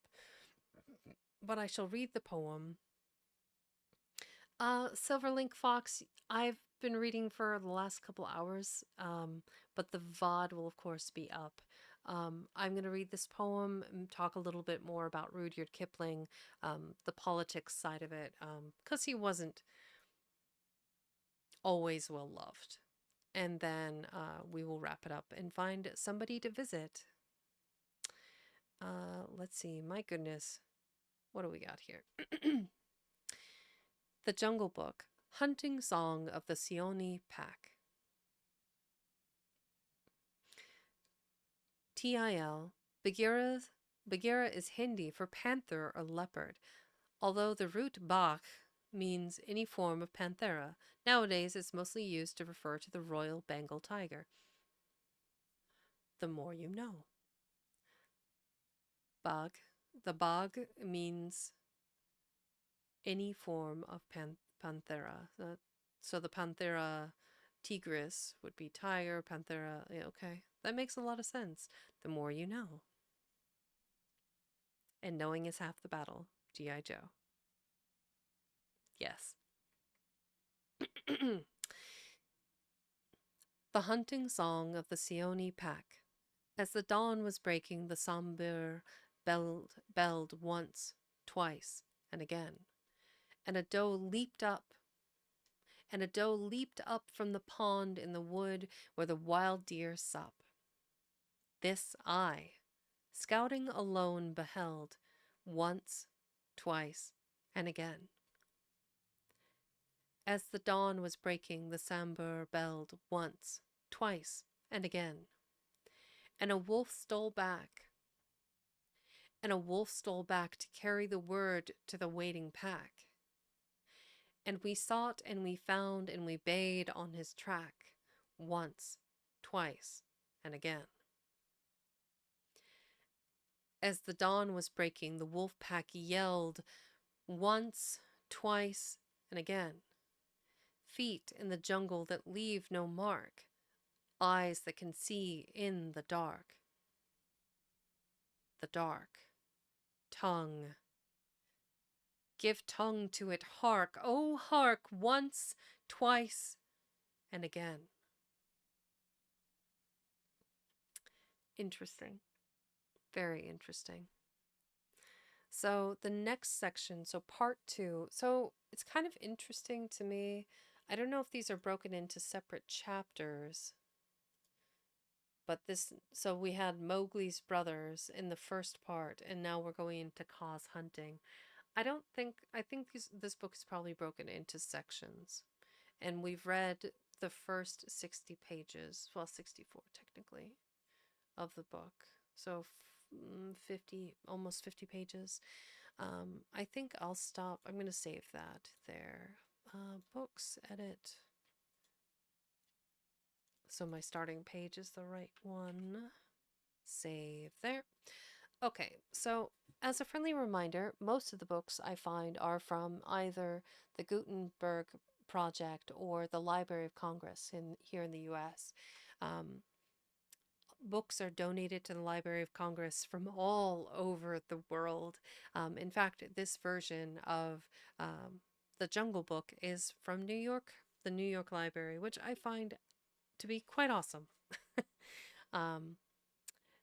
I love getting to see where the books come from. Unfortunately, due to the nature of the material, the acidity in a lot of the paper before the technology was made that exists now to prevent the leaching of the acid in the paper, um, due to that chemical change, you lose a lot of beautiful details in some of the pages, which makes my heart break just a little. So close that. I'll leave this here for the talking portion. So, as you can see, Rudyard had a way with words. Like, I think his prose was heart reaching. I think his observations of the world were intriguing. Um, I think his descriptions of scene and character and just the overall vibe of the book checks out. I think that this book is really good. Um, I don't think I've ever read the actual novel as a small child. This was not a book available in my library.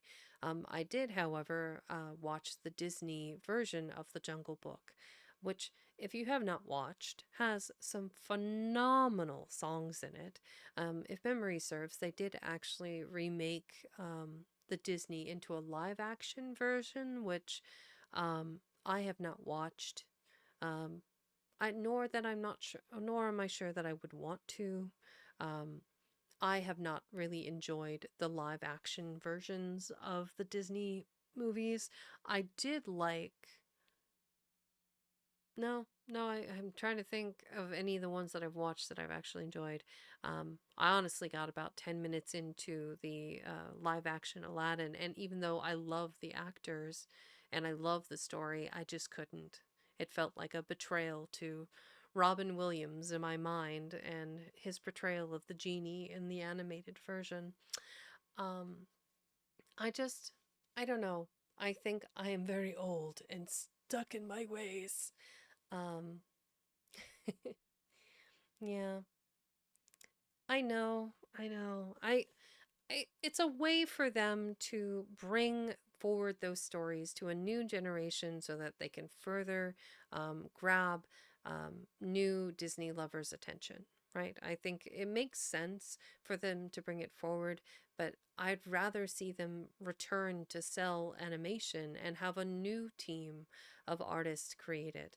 The CGI is feels weird and the acting feels less impassioned than in the animated one.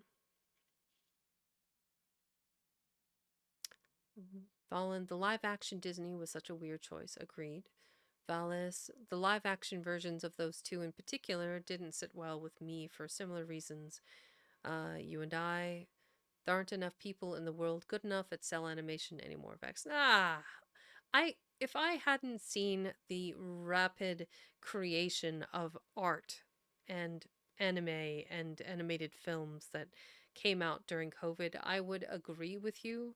I do think that particular bubble has burst, and I don't know that we're going to have, there might be a long period of time as animators are let go and reform into their own animation houses over the next few years until it gets kind of settled and people stick it out where they are. I mean, heck, what is his name? Brain. I get tired after these and I can't remember anything of note or worth. Um, why can I not remember his name?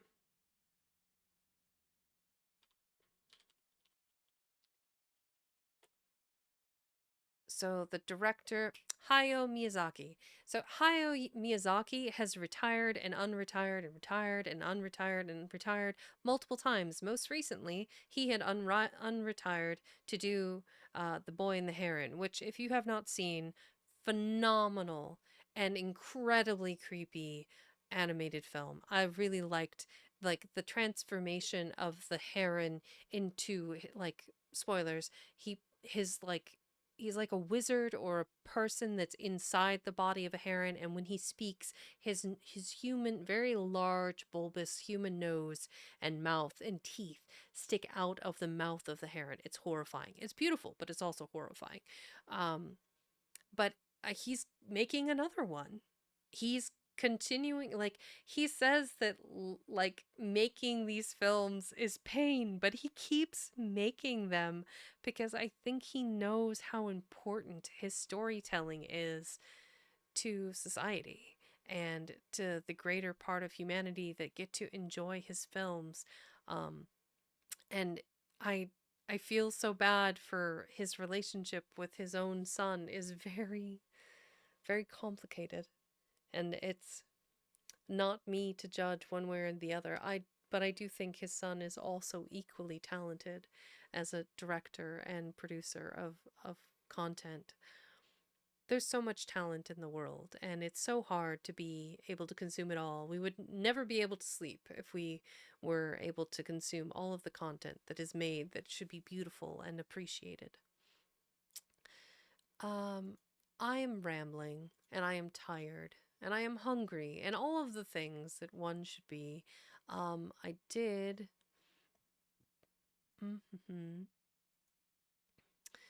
I did want to talk about. Did I forget? I kind of wanted to gloss over a little bit about why Rudyard Kipling is not as well respected as he probably could be. I think a good part of it is the colonialism and imperialism, which was, due as much to his generation and upbringing and experience. I mean, the first 5 years of his life, he was in a colonized part of India. That would shape the very core of who he was, and then to be shipped off to England for like the next, what was it, 7 years, with a foster family and not get to see his family except for his sister, I believe. That that experience would shape the very core of who he was, and he would feel this wondrous connection to the place of his birth, in Bombay, in India. I mean, by all accounts, India is a beautiful place with amazing food and culture and color and rich, vivacious art that just mesmerizes one to look upon it. Um, I think he will continue to be a literary pillar for a very long time. I do not respect his views on colonization. I do think that he was a very obvious example of British imperialism.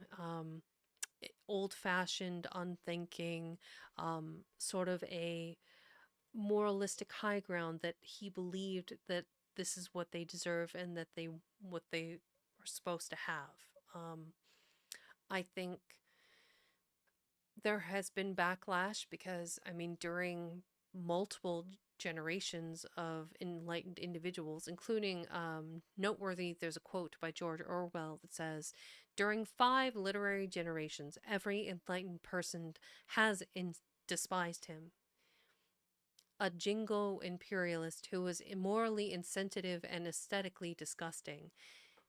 Even in the poem, the parts of which I like about the female being the deadlier of the species, he is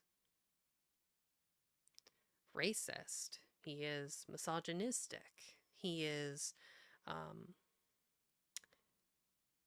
downplaying the feminine role, that they're only good for having children.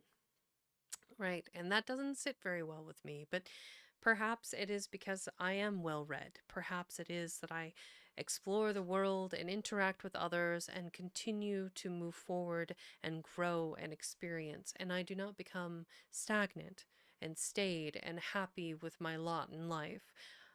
I think by continuing to learn and grow, we as humans will eventually grow past these dark, terrible thoughts this entitlement to things just based on the color of one's skin.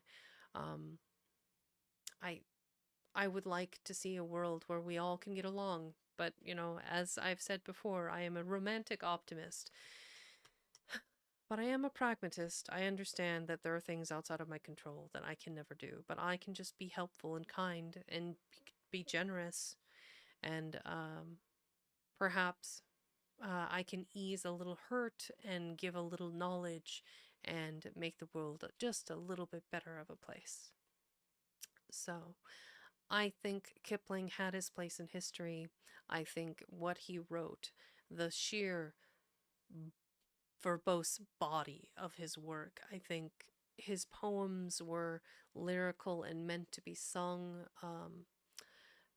They were hymnals. He wrote of the British soldiers' like lack of discipline. He wrote of the hard, difficult life that they had, um, you know, under the tutelage of their superior officers.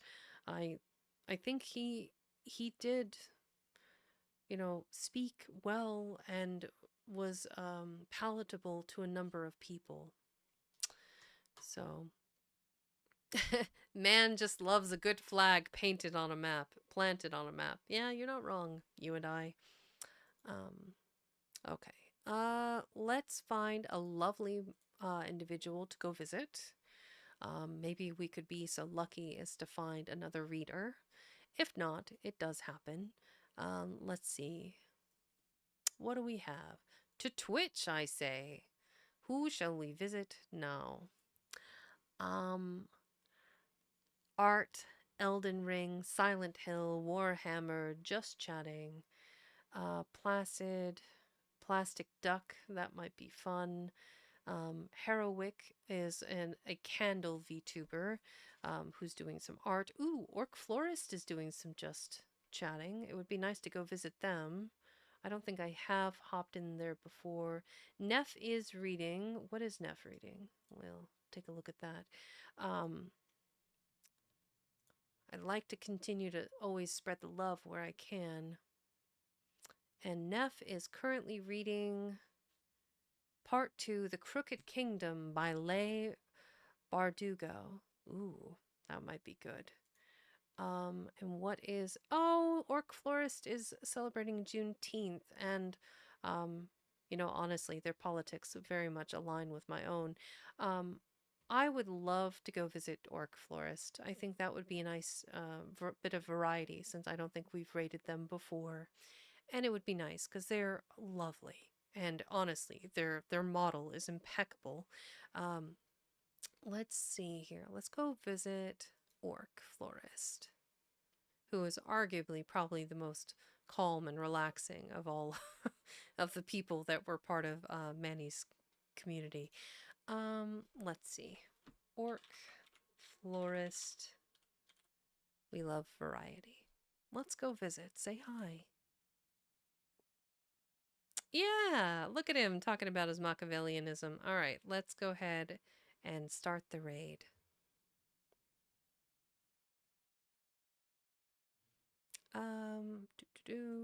Everybody all aboard. Excellent, excellent. Let's go visit Orc Florist. And yep, grab your Leaving the Library, which if you're a follower, you should have access to the raid emote. Yes, it is a certified good boy. And before we do that, I'll switch to my ending, which is another song by Arend. This one is titled, bear with me, this one is titled 2 Acres. So we shall listen to some of that and visit Orc. And on we go.